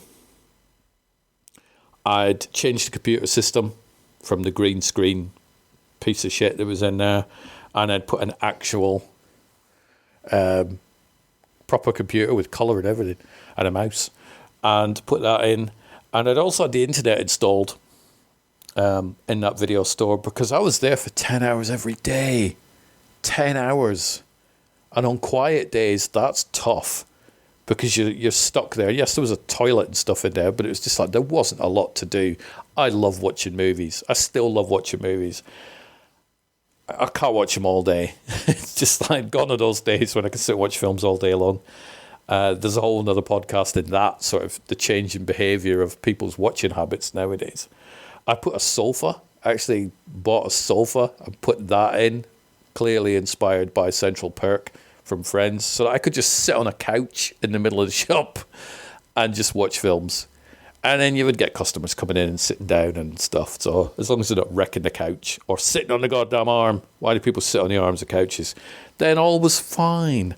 But I had the internet in there.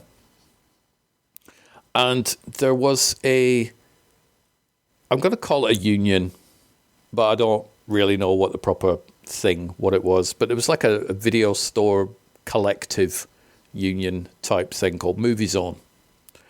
And I'm trying to think what it in fact was. I remember being part of it, but I don't really remember industry-wise what I actually did. And they had a website, and it was a Movie Zone website. And in this website, they had a forum. Remember these guys, girls, web forums, absolutely amazing. So they had a forum, and people would, and it was you had to have a username and a password and to get in there. And a bit like the IMDb comment boards, if you remember those, or Ain't It Cool News, that type of thing. But it was industry-based. They also had a trade magazine that came out, or there was a trade magazine that came out called View, I believe it was called. And that'd be once a month. And somehow I ended up getting that sent to. I'd never paid a subscription for that, so I don't know how. I think my previous boss had bought a subscription for it, and just for some reason it never lapsed, so I ended up getting this magazine through once a month. And it would be all wholesale stuff, like, you know, this change is coming and that change is coming, and do you need some new transit boxes for your videos, and do you need any new inlay covers, and, you know, the sort of trade bump that we all see in our respective industries, if we're in fact in an industry, which I'm not at present. And so there was a magazine. But yeah, this Movie Zone website had a forum. And because I was sitting in the shop for 10 hours a day, pretty much every day, a lot of quiet days, it'd be really boring. And so I would go on this movie forum. And I was the sort of person, I probably still am, who has got an opinion on everything. It's not a massive opinion. I'm not like, you know, clickbaity type ranty ravey opinion as anybody who's seen me on Twitter or whatever. But if you ask me about any topic, I'll I'll have an opinion on it. Do Bandcamp pay their artists enough? I don't know. I'll look into it, and then we'll have a chat about it. Is streaming the future of the film industry? No, it's not. Let's have a chat about that. And so I would just look at these new questions posed by these people in these forums, and I would just pretty much reply to all of them, because I needed to keep my brain busy. And so one day the video forum the View magazine drops through the letterbox, and there was it was called Dealer from Hell. And I'm not the dealer from hell, so don't be laughing thinking I'm now going to be the dealer from hell.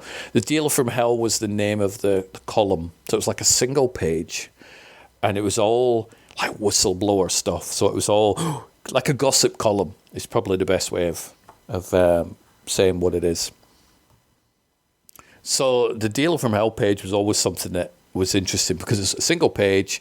You could look at it and you just get the gossip for the month.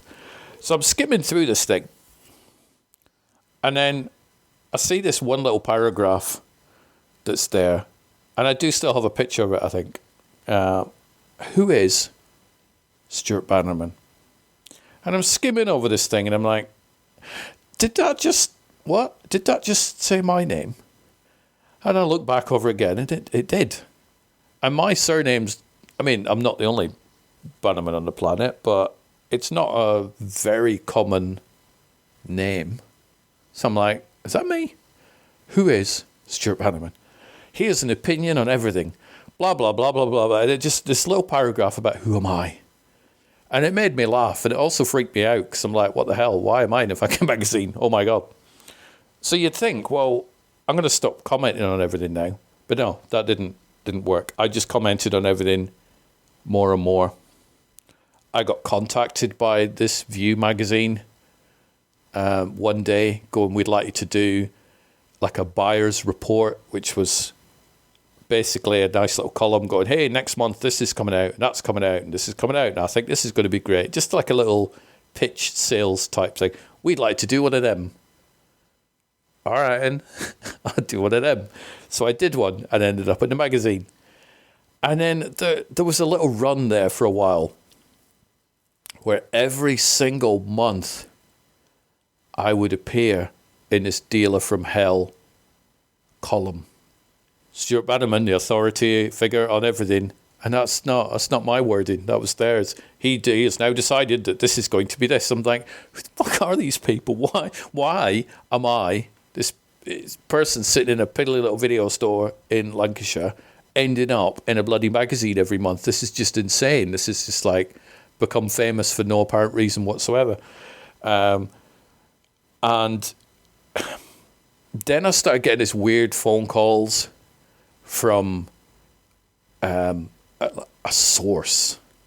It was an inside source to do with the changeover company. Remember the other distributor that I'd mentioned?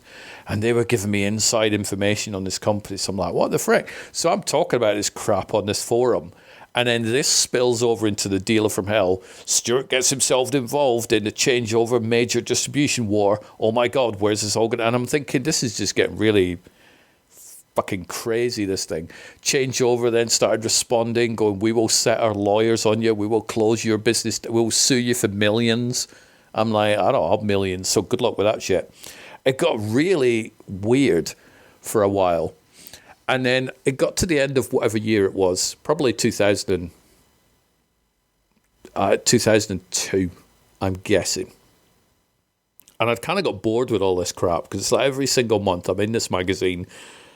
You know, it's just like stupid opinions. Stuart went out today. At one point, one of these Dealer from Hell, bear in mind it's a trade mag, right? At one point, we have heard today that Stuart has now put a sofa in his shop. Really? How the hell is that news? How is the fact that I put a sofa in my video store news? And at one point, somebody had put in this thing, we actually drove past his shop, and I'm like, really? You're driving past my shop? This is kind of getting freaky. This is getting kind of weird now. And so I decided, you know what, I'm kind of done. I'm done with this forum.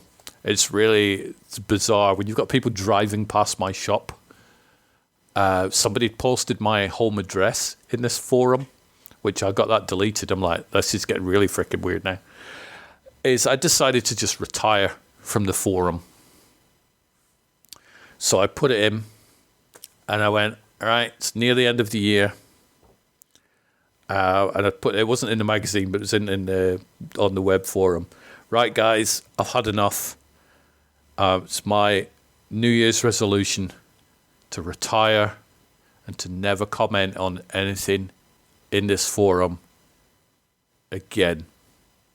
And so that posting blew up. Everyone's like, oh my God, is it true? Is it true? Blah, blah, did it? Crazy. Then I decided about 5-10 minutes into January the 1st, when I was at home, to make a post in the forum going, hi guys, fuck it, changed my mind, I'm back.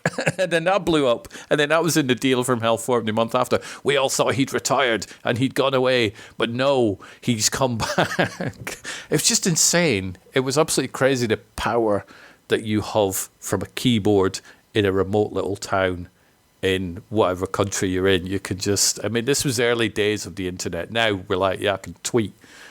Yeah, I could tweet Oliver Stone and go, hey, I've just watched Platoon, and he can like it. And you're like, that's kind of cool. I'm in Lancashire. He's wherever he is. He knows I'm watching his film. That's cool. I wasn't really used to the power of the internet back then, but I very, very quickly learned. So we're now pushing into, I believe, 2003. Getting towards the end. Don't worry, guys. Thanks for bearing with me. I'm well over an hour here. It's absolutely insane. Probably the longest solo podcast I've ever done. And so we're into 2003. And Movie Zone were having... Oh, no, it wasn't Movie Zone. They called them the Riva Awards. So it was the Something Independent Video Awards. And it was held in London. It's held every year. And it's where, like, this is the best distributor. This is the best studio. Here is the best. You know, it was all the best. It was like the Oscars, but for video rental trade people. And so Movie Zone, who ran this forum website, got in touch with me and said, are you going to the Riva Awards? I'm thinking, no, why? It's like I'm a single occupant in a video store that's on its arse. No, I don't think I'm going to the Riva Awards this year. Never been before in my entire life. They're like, no, you should go. I'm like, well, I'm not being funny, but it's in London. And I'm not. And it's expensive to get there. There's a hotel. Don't worry about it, said Movie Zone. It's not a problem. What we'll do is we will pay for the train fare for you and a guest to go from Manchester to London and back again. We will pay for 1 or 2 nights in a hotel in central London, and we will look after you. It's fine. So a fully paid for trip to these video awards. So I'm like, all right, then, I'll do that. So I went out and bought a suit. I paid way too much for the suit, but it's like, you know what? I'm going to a video awards. This is going to be the top of the mountain for me. This is the tip of Everest. This is as famous as I will ever be. Some could argue I have been more famous. I don't know. More notorious, maybe. But I was like, holy shit, this is going to be amazing. Got a suit, got a tie, got shoes, cufflinks, everything. Got my hair cut, the lot.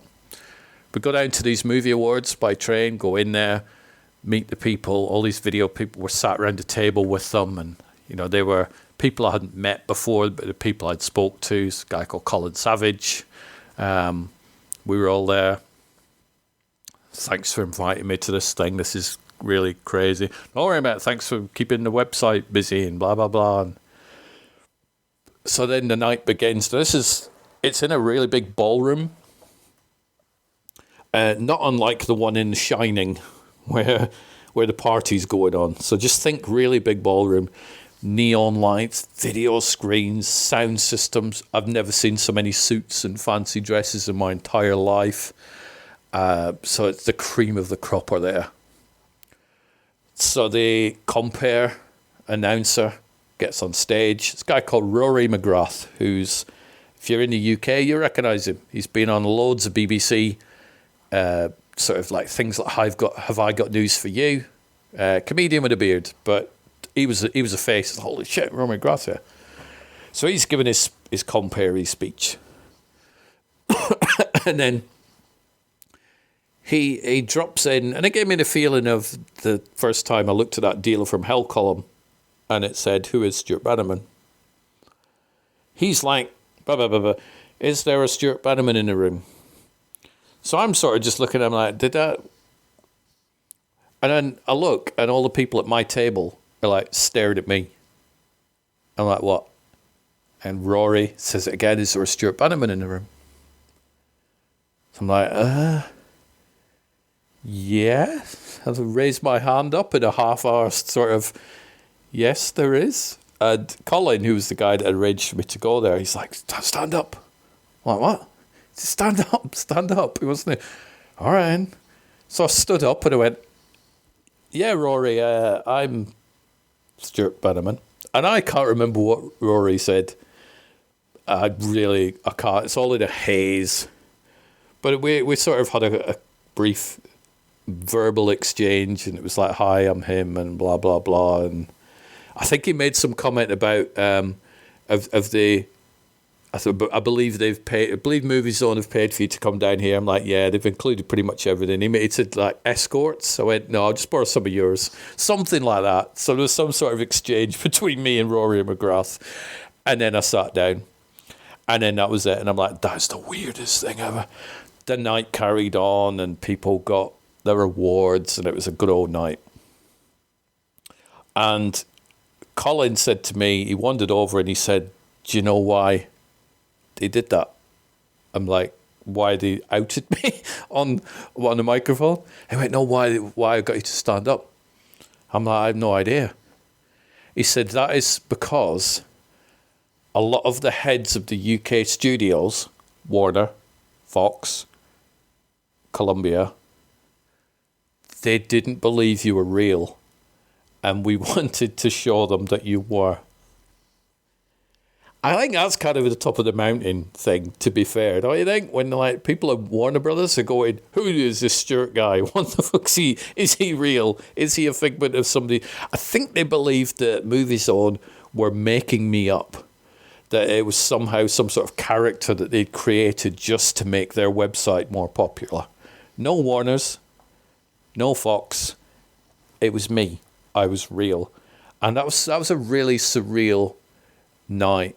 It got a little bit more surreal when a guy walked over, and I wish I could remember his name or even remember the chain that he owned. He wasn't a studio guy, he was a video rental independent chain person. And he wandered over, and he's a little bit drunk. And he wandered over to me, and he's like, and he was quite big up in the video rental chain. So he walked over to me and he went, you know nothing. That was before Jon Snow, came a thing. You don't know anything. There's a bit of a drunky slurred voice there. I'm like, what do you mean? He said, you just keep typing on that website and it's just like, you don't know anything. So I think he was trying to take me down a peg or two, but I remember looked at him and I said, look, well, I don't care. I'm not pretending I do know everything, but I'm kind of here at these awards. How much did you pay to come? I didn't. I'm here for free. And then he just sort of shrugged and walked off. So it's just like, it was the weirdest, most surreal evening ever. And at the time, I thought that this is as high up in the film world as I will be allowed to walk. This is the view that I get. I will never get a bigger view of the movie world than this one right here. It's kind of wrong because with the invention of Twitter and podcasts and stuff, I've been able to get better glimpses at the movie world than that. But that was pretty much a benchmark. So I got back to my little video store, having just had like a crazy experience at these video awards. Obviously, it was in the Deal from Hell the week after. And he was there, and he stood up, and he is real, and all this sort of crazy weird shit still carried on for a while. I think that eventually fizzled out. I can't remember why. There wasn't any sort of crescendo, and then the site got closed down, or I decided, right, I'm not doing it anymore. It ran its natural course. We now enter 2003. DVD has taken a strong hold. DVD rentals are not amazing. They're okay. But people could just buy them in the shops. People were collecting their home libraries. So this was like a very early version of streaming, I guess, where people's houses would have, 50, 60, 70 DVDs in the shelf, whereas there's no way in hell they would have had 50, 60, 70 VHSs. Just physically you couldn't store them.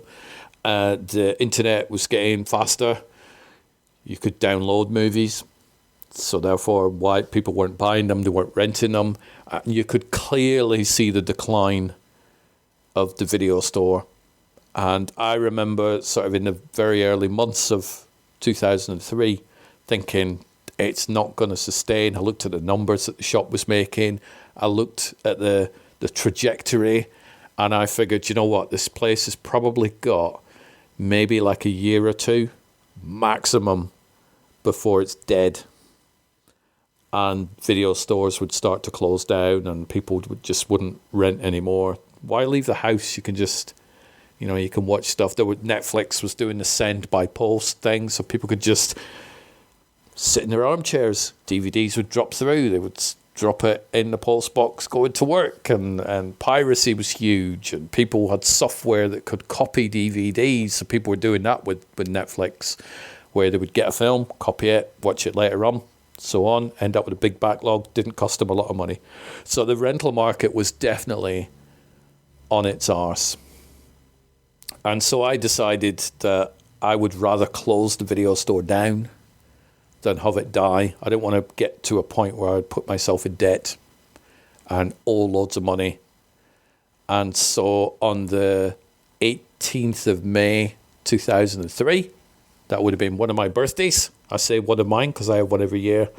But I closed the video store down on the 17th of May 2003, nearly 21 years ago.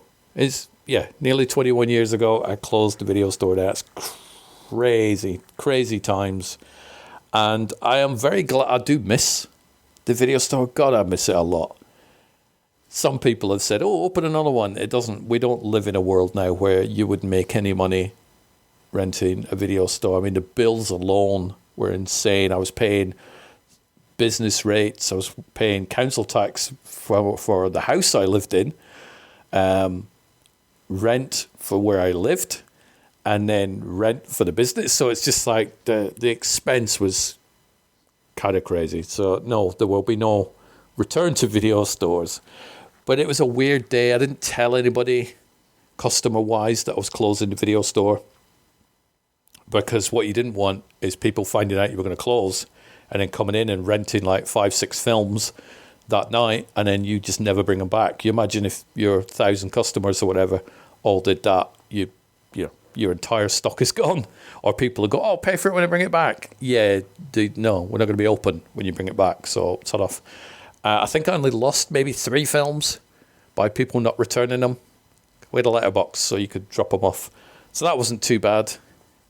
And then I just put a sign up in the door saying, due to the changing nature of the business, this video store unfortunately no longer operates. I thank you all for your custom over the years and wish you all the very best.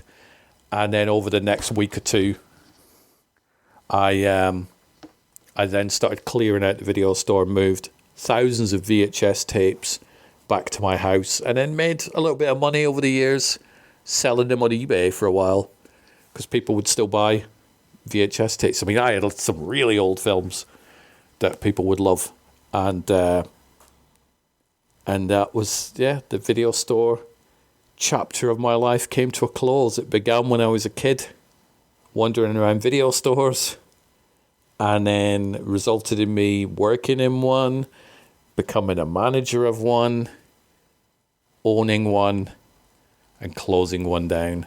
I do have very fond memories of working in a video store. I had a lot of friends through that video store. I don't tend to have, most of my friends nowadays are virtual, so they're either people I've never met or, in a lot of cases, people I've never spoken to.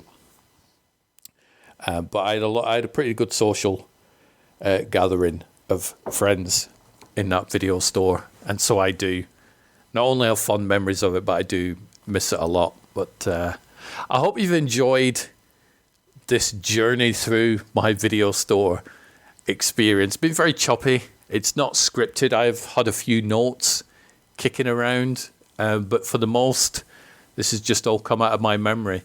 And I would like to thank you for putting up with it as you listened. If you do have any questions about my times with video stores, or you want to share your own memories or something like that, I can always do another episode where I answer any questions that you may have about them. If you don't have any questions, it's fine. Don't worry about it. I just thought maybe there's something I've missed that I haven't talked about. But thank you very much for listening. I hope everything's going well in whatever chapters you're going on with your life, and I will chat to you soon.